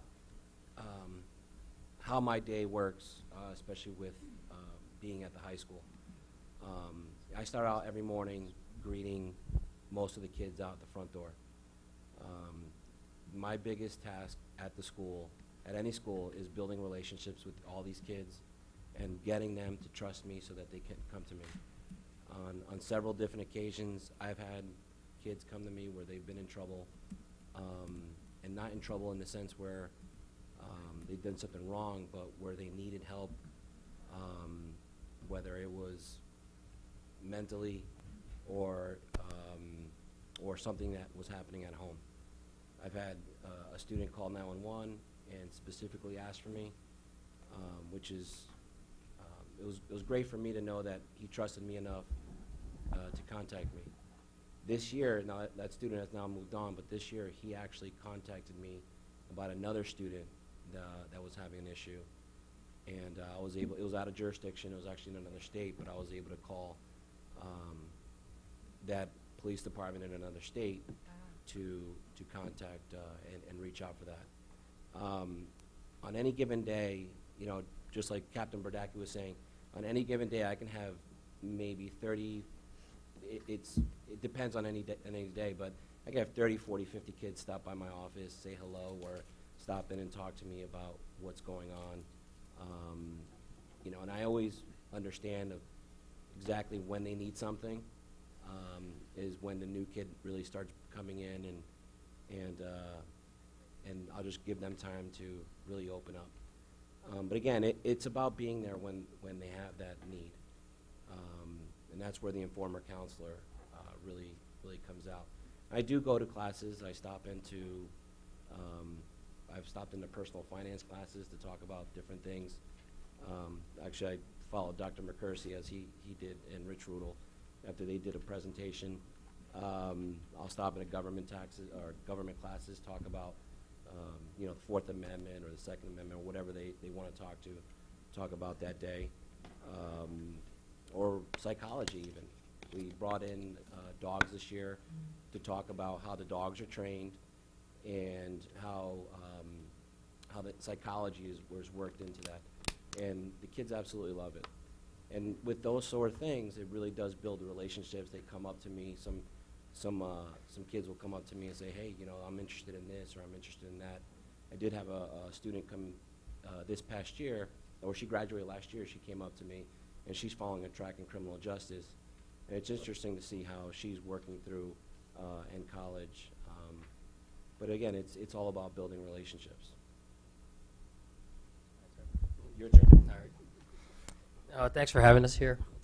My role as a middle school SRO was completely new to me too, because I worked at a high school previous to this in New Canaan, and I knew there was a challenge because of I supervised the middle school SRO, so I had a little, you know, cheat sheet for me to follow.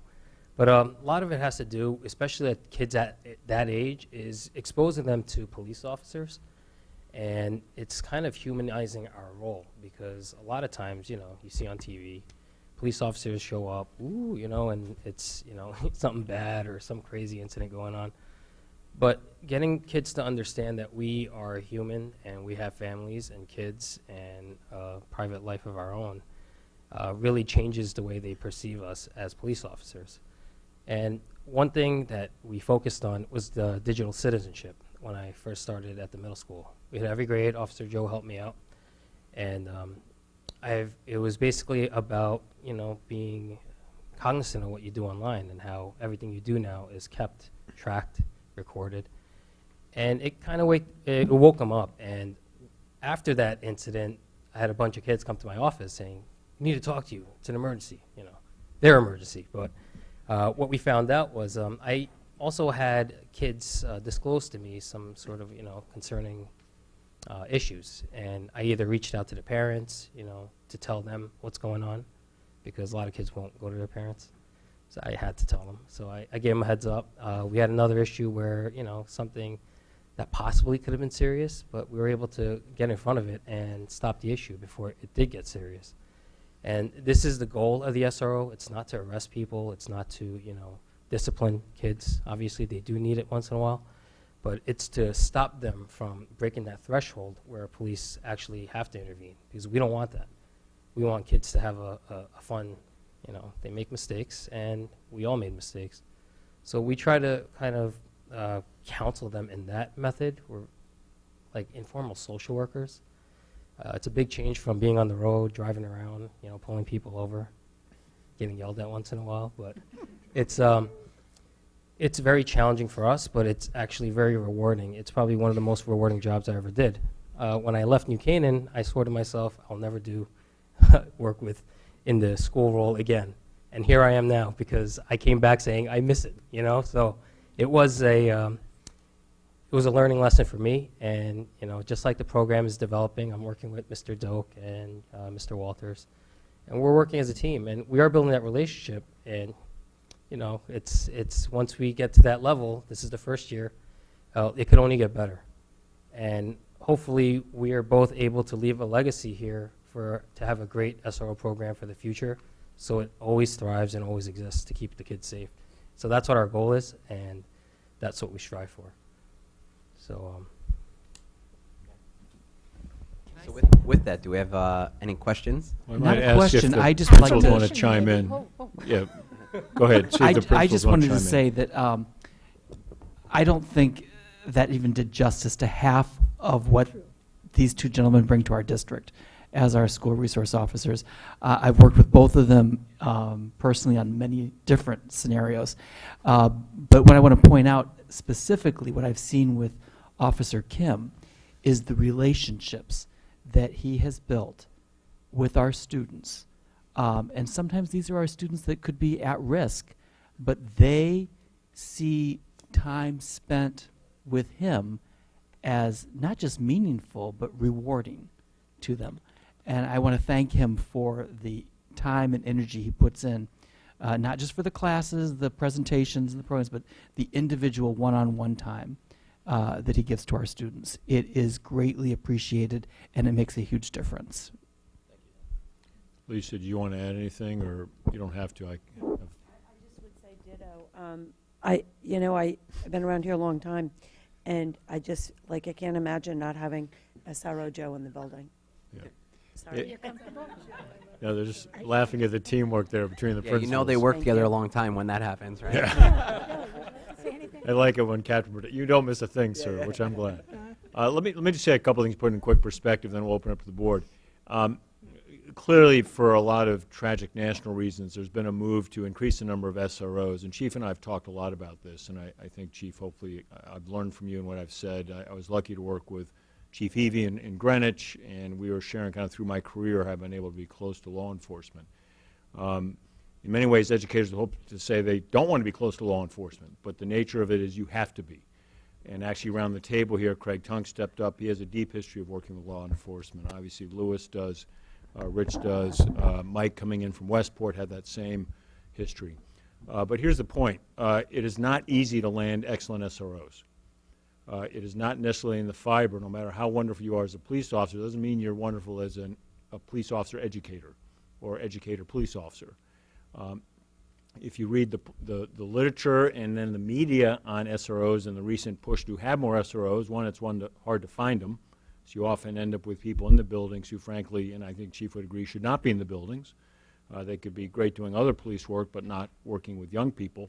And then that carries over to some of the mixed ratings out there for the whole school resource officer program. So the fact that we are sitting here a couple years into it with two top-flight SROs is, frankly, uncommon. And it can't be said enough of how fortunate we are, both with how Officer McGowan kind of hit the ground running, has learned. The principals have worked with Officer McGowan, I have, others have, on how to be as effective as possible. And Officer, you're always willing to learn, which is critical to me as a superintendent. Officer Kim, as I've come to know you and knew your reputation ahead of your arriving in this seat through New Canaan, I'm glad you decided to come back in to this work. And one of the things that was very helpful for a roundtable that we did with the principals, say 2 months ago, as the principals cabinet and the two of you sat and said, how do we do that much better? It was a very open discussion about, and you put it, Officer Kim, it's a team, the team learns and grows, but final comment again, to repeat myself, It is very difficult to find great SROs. It's very difficult to make that work. And we just have to repeat how fortunate we are in Weston to have it this quickly. 2 great officers designed to be SROs, and it working as best as I can tell really, really well. Yeah, I just want to again express the gratitude of the board for the collaboration with the Weston Police Department. We are the Board of Education. In this day and age of education, it means we have to understand a lot about security. That it's really a shame that that has to be a part of an education system, but it's the time we live in, and knowing that we have such committed partners in this town, it's such a relief to know that we can pick up the phone, Dr. McCursey can pick up the phone, and we know that you're there to help us figure out our path forward. And then the officers that we have on campus, first of all, Officer Kim, the idea that you were not going to go back into a school, I remember your smile at convocation the first day, like getting ready to go this year. Like, oh my gosh, kids having interactions with somebody with that much joy and that much passion about what they do, that's a special time for those children. And as Mr. Doak said, probably children who truly need it. So just kudos. And Officer McGowan, as a parent of sophomores at Weston High School, I have heard firsthand from parents in this town how you have intervened in situations in which you have, as you say, gotten in front of a situation with a child in which they could have ended up in some serious trouble without the help and support of Weston Police. And when you hear parents talking about those interactions in a grateful and appreciative way, it means the situation was dealt with a superb professionalism and a very personal manner. And I just want to say thank you to both of you, and that we're so blessed to have both of you here.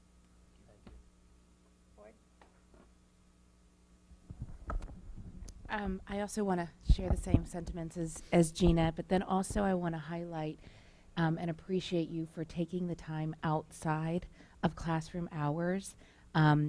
It shows your dedication. I heard you, Officer McClelland, a couple years ago speak at a Weston Women's League meeting, and that just showed me that it wasn't just the children that you care about and you want to educate, but also the parents as well. That was not part of probably your job description to come to a Women's League meeting, but anyway, we thoroughly appreciated it, and you taught us so much that night. So thank you for going above and beyond. It took quite a while to get this program off the ground. And I have to, there are no members here, but I really want to reach out to the police commissioners. She is? She's hid behind. They're She's watching on hiding TV. behind the podium. Yeah. She is representative of the collegiality that really has established so much in our town, and this is really everything that we hoped it would be. So kudos to all of you. Whenever I start naming names, I leave people out. We have a retired police chief back out of the Wounded Reserve, and Joe Olenek. So I just saying part of our ability to work very closely with the Weston Police is those I mentioned, but then clearly a former police chief in his own standing and having done that work at the higher ed level. So I just want to be clear on that. One question I would ask, since it's all glowing and roses for you guys, what So is... the captain calls them in the middle of the night tonight, right? Just for the board, what would you suggest that we should be thinking about over the coming year at the board, the administration, to really make this program and relationship just continue to work very well? What's the one thing you'd recommend?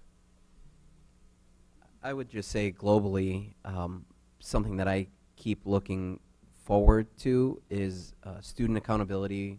We keep trying to get a better system in place just for when there's a true emergency, how we can better put a pulse on the student body, notifications as far as notifying parents and staff members when there's an emergency, and then just the future collaborations and the training and the evolution of that. I've been working with Mr. Rizzo on standardizing the threat assessments so that when we have a student at risk, we can better provide a standardized template just on how to get that child the best resources available. So I think those are the three topics that we're working on. But, and I know, Dr. McCursey, you've been at the helm for quite a bit of this. We truly appreciate that. Having things like the Alerta system, I'm not sure if everyone knows, but when there's a lockdown in the school, Dr. McCursey, out of his budget, had the forethought to put in one of those alarms inside the police department. So in real time, when there's an emergency, if someone activates lockdown, we see that instantly, as fast as they do inside the school. So just having those forethought to have that strategic planning, Dr. McCursey, we appreciate with Rich and the team, I know, but ultimately it all funnels through. And we do, realize that that's happening on a daily basis over here, so we appreciate it as well. Anything specific? We'll put him on the spot. No, I put him on the spot. Yeah. Coming from where I stand, our biggest challenge is to try to reach not only children, but the parents as well. So we're trying to do more with social media.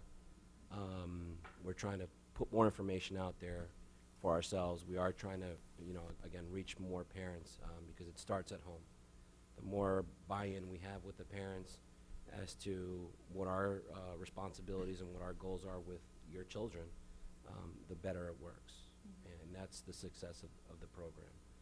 So. I had a question for Mike about ESS and some of the work they're sort of doing down into the middle school, and if Officer Kim is doing any sort of the tie-in, particularly with the school avoidant kids, if that's sort of an area of crossover at all that we could leverage going forward. Well, yes. I mean, Officer Kim has helped us with school situations of school avoidance. I think a lot of that goes back to one, starting, as they said, with building the relationship. So when students feel connected, they are more likely to come to school. Both Officer McGowan and Officer Kim have done a great job establishing that and working with those students and those families, I might add, in those very difficult situations to help get kids to school. There's always room for improvement. It's probably one of the trickiest issues to face in education, is particularly as kids get older, because as school officials, we cannot drag them, the way you might a youngster, second or third grader, when a parent can say, "Get in the car, we're going." Having our police force help us with that is a huge help. Thank you. I just want to make, when you were talking about the parents, the robustness of the SRO program really has to do with the community rallying around getting this going, so I would just further encourage any reach out you are doing and just keep going with the parent piece, because clearly this took the whole community, not just certain certain parts.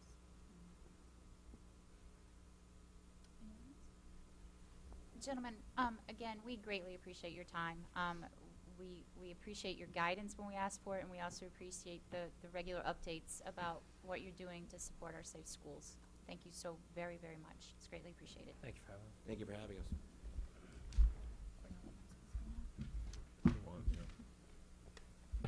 Principals, at this point, if you want to bid adieu.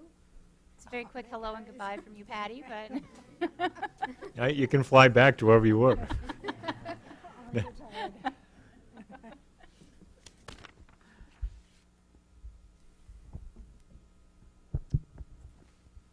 Review and approve new course proposal for Weston High School AP Music Theory. Yes, this is the first of two new course proposals, and actually AP Music Theory had been on the books previously. This is a reintroduction of AP Music Theory. We now expand our compendium of AP offerings, and we add to the opportunities in the arts, which I think is great to complement some of the things we've been doing on the humanities and STEM side. So AP Music Theory, this also brings us to a level where we're consistent with the rest of the DIRG. We were the only district that did not have this opportunity, and the plan is to offer this every other year, given the small but dedicated group of music students who would likely take this course. So it would be offered next year and then 2 years down the road, and that would alternate with the standard course in music theory, really targeting two different groups of students. I can go on to the next one unless there are questions. Yeah, let's do them one at a time. Yeah. So we have separate motions. Let's do them one at a time. Could I have a motion for the first course, please? Move that the Weston Board of Education approve the new course proposal for Weston High School AP Music Theory. May I have a second? Second. Thank you, Ellen. Any questions, comments about this course? All in favor? Aye. Thank you. Music Technology 2? Yes, this is the second course that was vetted by the curriculum committee. This is an advanced course in music technology. It's also a semester elective like the Music Technology 1.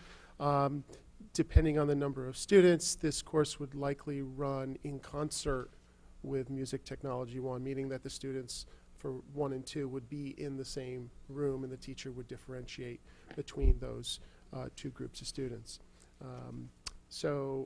That's an efficiency, and given the number of students that would likely be targeting these courses, it gives us a chance to do an advanced level, but also gives us, the ability to staff for it in an efficient way. May I have a motion, please?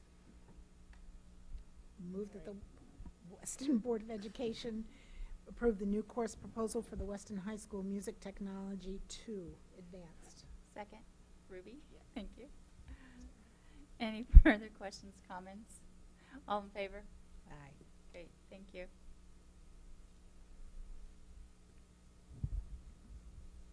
Approval of the Health Benefit Advisory Consultant. Sure. We did issue an RFP for benefit advisory services starting in fiscal year 20. We received 3 proposals, one from USI, Siegel Consulting, and then Arthur Gallagher, who we currently have an agreement with. So based on the RFP results, our recommendation is to proceed with Arthur Gallagher for an amount of $22,500 while on the state partnership plan. This does represent a savings of $17,000 of each year of the agreement, which was highlighted in the budget presentation. Thank you. May I have a motion, please? Move that the Weston Board of Education approve the contract with Arthur Gallagher providing health benefit advisory services to the district for the period of fiscal 20 through fiscal 24 and authorizes the superintendent or a designee to execute the contract on behalf of the board. May I have a second? Thank you, Tony. Any further questions or comments regarding this? All in favor? Great. Thank you. Mr. Rudel, financial update and transfers. Sure. So this is the financial report through December. It does mark the halfway point of the fiscal year. We have an adjusted budget of $51.4 million with an year-to-date actuals of $22.7 million, encumbrances of $27.3 million, anticipated expenditures of $1.3 million, special education encumbrance holds of $198,000, leaving a projected year-end deficit of $147,439. We do have transfers totaling $92,919 for approval, with 2 in excess of $5,000. Those include $36,993 to partially extinguish the special education deficit.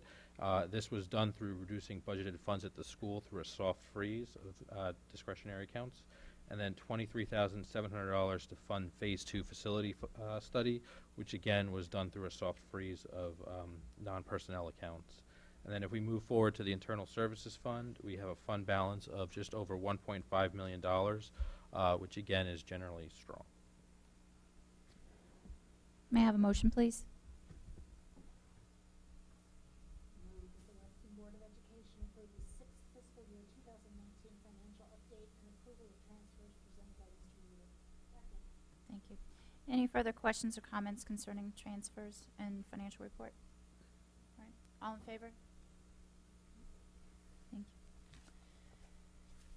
you. Mr. Bray, first reading, Board of Education civility policy. Thank you. The Board of Education since 2002 has had in place a civility policy that governs the conduct of employees as well as visitors and parents coming to the school. Students are governed under the student policies such as bullying and other disciplinary policies. This really applies to adults and non-student visitors. This policy, while it hasn't been looked at for a long time, is actively used. It is enforced frequently with regard to employees over the years, I would say that the majority of the discipline that's been issued out of my office has been the result of violations of this policy. We feel very strongly that as a school system, our students and parents and employees all have a right to enjoy a civil environment. While it's not always perfect, and we all know that, people have to treat each other with respect. The reason we brought this forward to the policy committee, which reviewed it, and then of course to the board, is there aren't a lot of substantive changes in here. What you're going to see are some technical changes. It was written in 2002, so the references are really to emails. We added text, other electronic communications, things like that. And we moved some language around and cleaned it up. But the real reason we brought it is we really wanted the board to review this policy and re-embrace it as something that the board stands behind. Over the last couple of years, we have seen a significant uptick in uncivil behavior, mostly among, unfortunately, not our employees, but people from outside the district, and how they treat the employees in the district. By no means the majority of people, a minority for sure, but an uptick. And we've seen employees become more and more distressed at some of the ways they've been treated. And we want to re-emphasize that the board does not permit that and empower our employees who feel that they are being treated that way to take their complaints to administration, to not stay on a phone call where they're being screamed at and insulted, and be able to say, listen, I'm going to have to end this conversation, or maybe we set up a meeting with an administrator, because who knows why this is happening, but there is an uptick. And I wanted to make sure that the board sort of reviewed this again. I had talked to Dan, and I know Dan couldn't be here tonight, and I think given the nature of the meeting combined with budget, I didn't really want to do a big presentation, but there may be, at the second reading of this, I might be providing with you some more specific examples of the kinds of things we've been seeing. For now, it's on for a first reading. If you have any questions, the second reading may be a little bit more involved than usual, just because I really do want you to have a better understanding, but I know we have a lot going on, and I didn't want to mix it all in tonight. The only substantive change, really, is, I did use the term visitor more in the redrafting of this, because the visitors are both, we expect civility and we expect civil behavior towards the visitors, not just parents and guardians, but anybody. And also, one of the issues that was raised by the committee, and there were administrators present as well, was one of the things we're starting to see somewhat is the use of repeated email and voicemails to our staff just for the purpose of harassment, really. And we wanted that to be considered uncivil behavior as well. Because it's one thing to send it and say, hey, you didn't get back to me, hey, why haven't you gotten back to me? But just constant insulting communications can be distressing. And so we had talked about this at the committee, and Lisa gave some concrete examples. Yes. Of it, and Bill was there certainly, so we talked about it. Thank you for talking about, we need to protect our people. Yeah. I appreciate that you guys are on this, I do. It's not even a question of not understanding what we need to protect our staff from, because we also are the subjects of a there's no doubt. great deal of abusive Yeah, but we can walk away. behavior. We can't. But we can. We do have an option, and Right. it is ultimately behooves us to make sure that we set the parameters of what is and what is not accepted in this district for our students, our families, and ourselves. Right. Absolutely. Yeah, and the message is that we understand people have First Amendment rights. We're not trying to take that away, but we want them conveyed in a civil manner. Absolutely. It's a school system, not it's not our national government. Well, when it comes to employees and students, there's remedies. What's the Excellent question. What's the remedy here? Well, that's an excellent question. So that's all spelled out. it's spelled out, but we're the ones who ultimately, when I say we, the administration, are ultimately the ones who have to take action. So it really depends on the severity of the situation. So employees to employees, well, the remedy's easy. It's disciplinary action, subject to progressive discipline, verbal warnings, written warnings, suspensions, whatever, in all appropriate to the level of the behavior. I mean, you could, in theory, behave so badly that, you know, we may move immediately to termination. But yet usually what happens. For students and for staff, the remedy is, well, there's various levels. So first we ask that if a parent, guardian, or visitor is being uncivil, mean, however, you know, if it fits within what the definition would be here, or using obscenities, that sort of thing, with one of our employees or students, the students we ask to report it immediately to an administrator, because the student shouldn't be put in the position of having to tell an adult to behave themselves. However, the staff member, you know, has the right under this policy, and I tell this to all of our new teachers, I tell this to all of our coaches every single year because they get a lot of this, to say to the person, listen, you can't talk to me that way. And if it continues, to say, listen, I'm ending this conversation. That's a phone call. If it's on school grounds, we ask that staff member to tell administration or security, and then we'll make the determination of whether that person would be escorted off school grounds. In the worst possible situation, the visitor and or parent or guardian can actually be banned from entering the school. That's rare.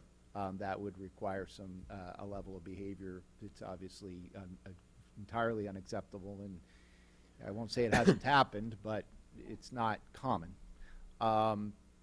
So with parents, the remedies are more complicated because obviously we can't discipline them in that sense, but we can limit their interaction. So for emails, for instance, if a particular person is sending nasty emails to one of our teachers, our first reaction is usually tell them that you're not going to respond to their emails. Emails continue. The next step would be, well, we inform the person that none of your emails are going to be responded to. Please direct all future communications to an administrator. The administrator then handles it. If they treat the administrator that way, it goes up the line, and ultimately, in one particular case, we instructed the parent to only communicate with our outside attorney, and it got to that point. So there are different levels of protection we can offer. Unless it arises to criminal conduct, usually the police are not involved, although the police are very cooperative when we need their help. If we think a parent is starting, or any visitor or contractor or whoever is starting to go too far, the police are always very cooperative. That is very rare, but it has happened. So those are really the remedies. The students, obviously, if an adult enters our school system, our property, and starts harassing a kid or being uncivil and mean and screaming at him, our reaction will be swift and serious. If it involves adults, there is that sort of progression, and our hope would be that once they've been called out, they kind of back off. But our experience of late has been that is becoming more problematic. So I remember at the committee meeting where this was discussed, I think it's incumbent upon this board to embrace this policy and show that we want to protect our staff, our students, and community members who are in our schools. How do we get this out, and how do we foster the communications that need to take place so hopefully people can be a little bit self-reflective about how they may have been interacting in a negative way with people? It's a great question. So first off, with staff, there actually has been discussion at the state level of that in addition to providing things like sexual harassment training, that civility training will be required and certainly recommended. And that is something that while we generally provide that training to all our new staff, and I do it every year for all of the entire coaching staff, that we might want to incorporate that into our regular faculty and staff training every year. And I think that's probably something that's going to happen, going to have to happen. With regard to the community, it's a little harder, so we don't have a newspaper anymore, but yes, I think that this, and Dan brought it up at the committee meetings as well, you know, this is one that we really need to reach out and say, hey, listen, community, you know, we need your help.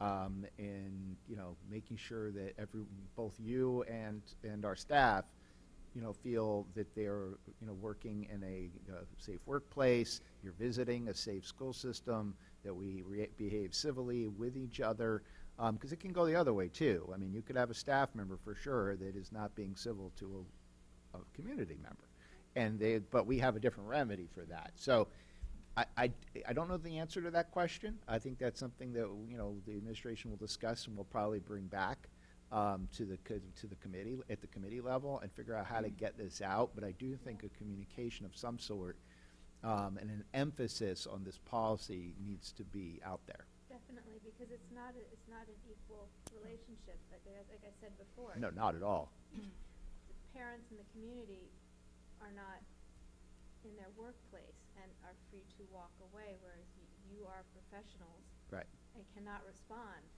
in the same way. You need to be protected at a different level than we do. But it's not. We need to protect you in a different way. Right. It's not fair. And I know that sounds silly, like a kindergartner. Oh, it's not fair, but it's not fair. It's not equal. No, and in it's any way, not. shape, or form. And it's for us to find a way to remind people that you guys are in a different position. Right, and I think people should just understand that if you choose to behave that way, there are steps we will take to change our relationship. We do have the authority as a school district to limit interaction. People do not have an absolute right to walk into a school and yell at somebody. It just doesn't exist. So, or get on the phone or send nasty emails. But I think what more importantly, I think it's really it's critical that as a community we don't go down this road. Okay, now I'm not saying that the community is, but there has been this increase in not just the number of incidents, but the level of behavior that I sit there sometimes, I get a call and I'm just stunned. You know, say, really? You're willing to say that to another adult? Like, what are you doing? So we'll have to talk about that. But I agree completely. This is one that needs to get out there.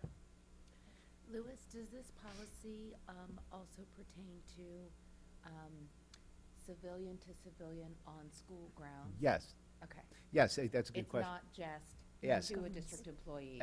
Exactly. So we require everyone, all the adults, the students are governed by different policies, but all of our visitors, including visitors who aren't who are minors but not Weston students, everybody is governed by this policy. So, and that's, I'll give an example of where that could come up. So we have two parents at a lacrosse game, and they start screaming at each other because they don't like each other, or a volleyball game in the gym, or whatever. Pick your sport, or at a theater production, and the two parents aren't happy with each other. What happens is they're creating an uncivil environment in our school, and they're treating each other in that way, and we would treat that just like they were talking to a staff member. So we might say, listen, you're not coming to games now. You know, you're not coming to the play, whatever it may be. So yeah, good question, and absolutely it does apply. And that's happened. So. Okay. All right, well, we look forward to hearing the second read and the plans for very good getting this communication out. Absolutely. Thank you for the time. Bill, district update. District update, sometimes called the superintendent's report, right? So a couple things. Ruby, I don't want you to think I'm usually as spotty with the super notes. The last couple weeks have been my least consistent run of those in a good number of years. But they're well, I was advised by Meredith, hey, they know everything right now anyway, and they're busy, so don't worry, you know. But I even promise you something, and you learn early, don't promise and not deliver, but I even promised last weekend I'd send when I haven't. So I will get back to those once the light of day beyond budget appears, which for Rich Rudolph's never, but at least, you know, once in a while for me. Second, we have been moving in social media, and I look at the social media guru there. We do have things out on Twitter, out on Instagram, and just so the whole board knows this, we did talk about this in the Communications Committee. We're going with the good news now. Last year, meaning this school year, but last year, we talked a bit about using it for budget updates and all the rest. And if it's one of those things where you learn by doing, I was about to do that with not the substantive executive summary, but just hear the dates. And I thought, why would someone in Alaska who may start to follow us care about our budget meeting dates? So I thought, for at least right now, let's keep the social media push to the good news, not to other things, if that's accurate. Craig, yes? Okay. But we've been active out there, and certainly Mark has done a lot from the athletic side. Lisa's picked up the ball quite a bit, and so we're trying to have that as a presence. We're also, not to get to that committee report, but we are bringing to that committee now a bit of data, at least on email, so we'll see how that may work for the other. Third update is we will look to bring to you in February what we've learned from the school start end time survey. If that's fair, we have canceled, as I hope you saw, the February 4th workshop, but we'll find another way in our meetings in February to bring you that information. One thing I would say right now, depending on your deliberations and decisions around the budget, if we are having to do some, and this is a neutral comment, I'm not trying to influence you in any way, but if we have to do some heavy lifting in the wake of that decision in terms of adjustments to programs or personnel, I may, depending on what that survey says, say to you and the community, let's wait a year. Because even a modest adjustment on school start end time carries with it a lot. And I think we learned this summer the problems of taking on too much change. And if we are into a variety of pieces of change, I'm not sure I'm going to want to go there with school start end time. And most of the other districts that are still working at this, at the monthly superintendent's roundtable, a week ago I did just a poll, how many of you are working on this 4 or 5 are, but they're all still going cautiously. They're not racing into it. You saw it, Ridgefield voted, Trumbull is still thinking, but they're probably a good year away. New Canaan's thinking, probably a good year away. Westport's thinking, but probably a good year away. So I think it's just, worth being cautious.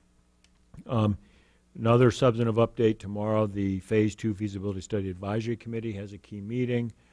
My hope, we'll see what the advisory committee agrees to, is to bring to you as a board in the February cycle, both facilities committee and then the full meeting, a fairly substantive update on where we are.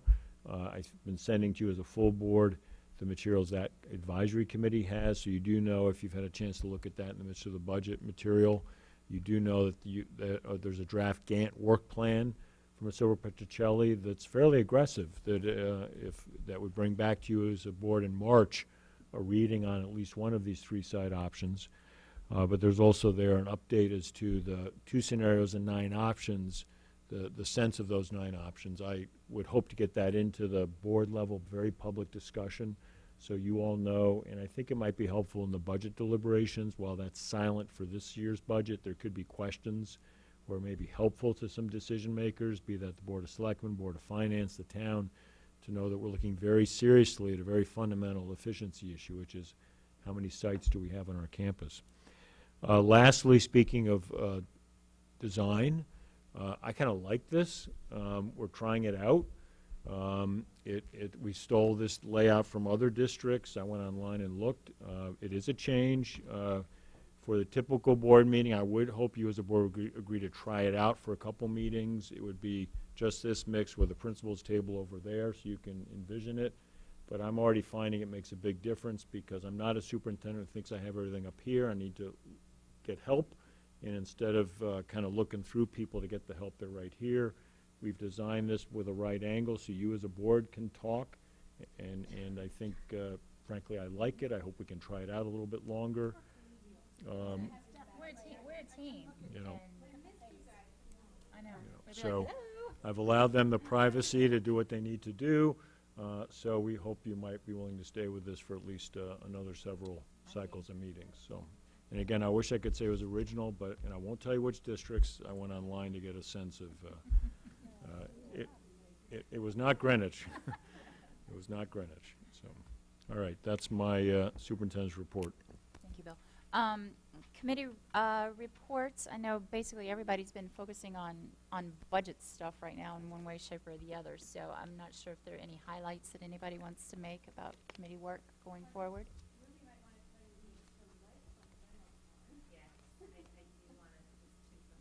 Sorry, one second. I do just want to highlight that the Western Education Foundation did go on Instagram, Dr. Tunks. After our communication meeting, we came out saying, you know, all these great things are happening in the district through the generosity of the people via Western Education Foundation, that everyone on the administration needs to hear about it. And right now, we were only blasting it on Facebook. So we have now started an Instagram account, Western Education Foundation. Please follow us so you kind of tooting our horn as well about the foundation and all the great things that we're doing in the district, so then you can see. Yeah. We did get a like from China. Well, we do have a couple of sister schools over there. So board, just on the subject of committees, with Jacqueline resigning, we will be adjusting our committees once we welcome our new member. I'll be speaking with all of you over the next few days, compiling some information, and then we will adjust ourselves accordingly. So that information will be coming out probably next week. Principals reports. Again, I encourage all of our families to please read. They will be posted on the website. We have resumed getting them emailed out through our Swift Messenger program. There's a lot of wealth of information about what's happening in our schools, and I encourage you to please read, and even read maybe the school your child's going into next year, just to get an idea of what they have to look forward to. It's a lot of fabulous information. So with that, is there anything else we need to take care of or address? Next meetings. In terms of February board meeting, you will have, we've built it in the schedule of the school start end time update, but also we will have significant recognition of our all-state athletes. That's mainly the the second reading on the civility policy and a few other things, but that's the main work of February. And again, to repeat, no February workshop as it's listed here.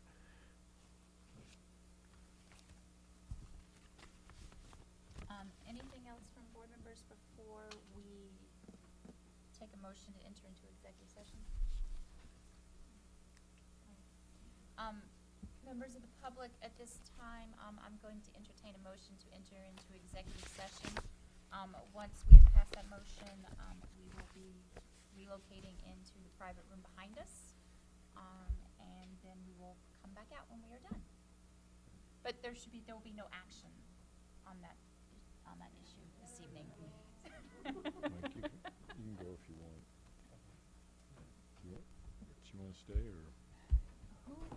Who from your side's coming in? Well, certainly Louis and Ken. Louis and Ken? I think Craig and Mike, I don't think you need to worry about this one. You just said you wanted to, right? Actually, sorry, I'll be serious.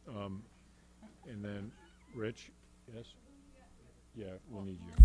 Sorry. We need to invite Louis, Ken, Rich, and Ken, and me. Bill. So if I could have a motion, please. Second. All right. Let's relocate.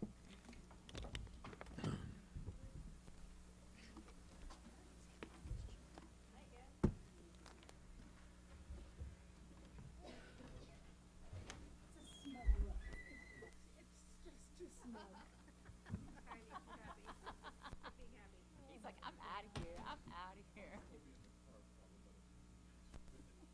And home.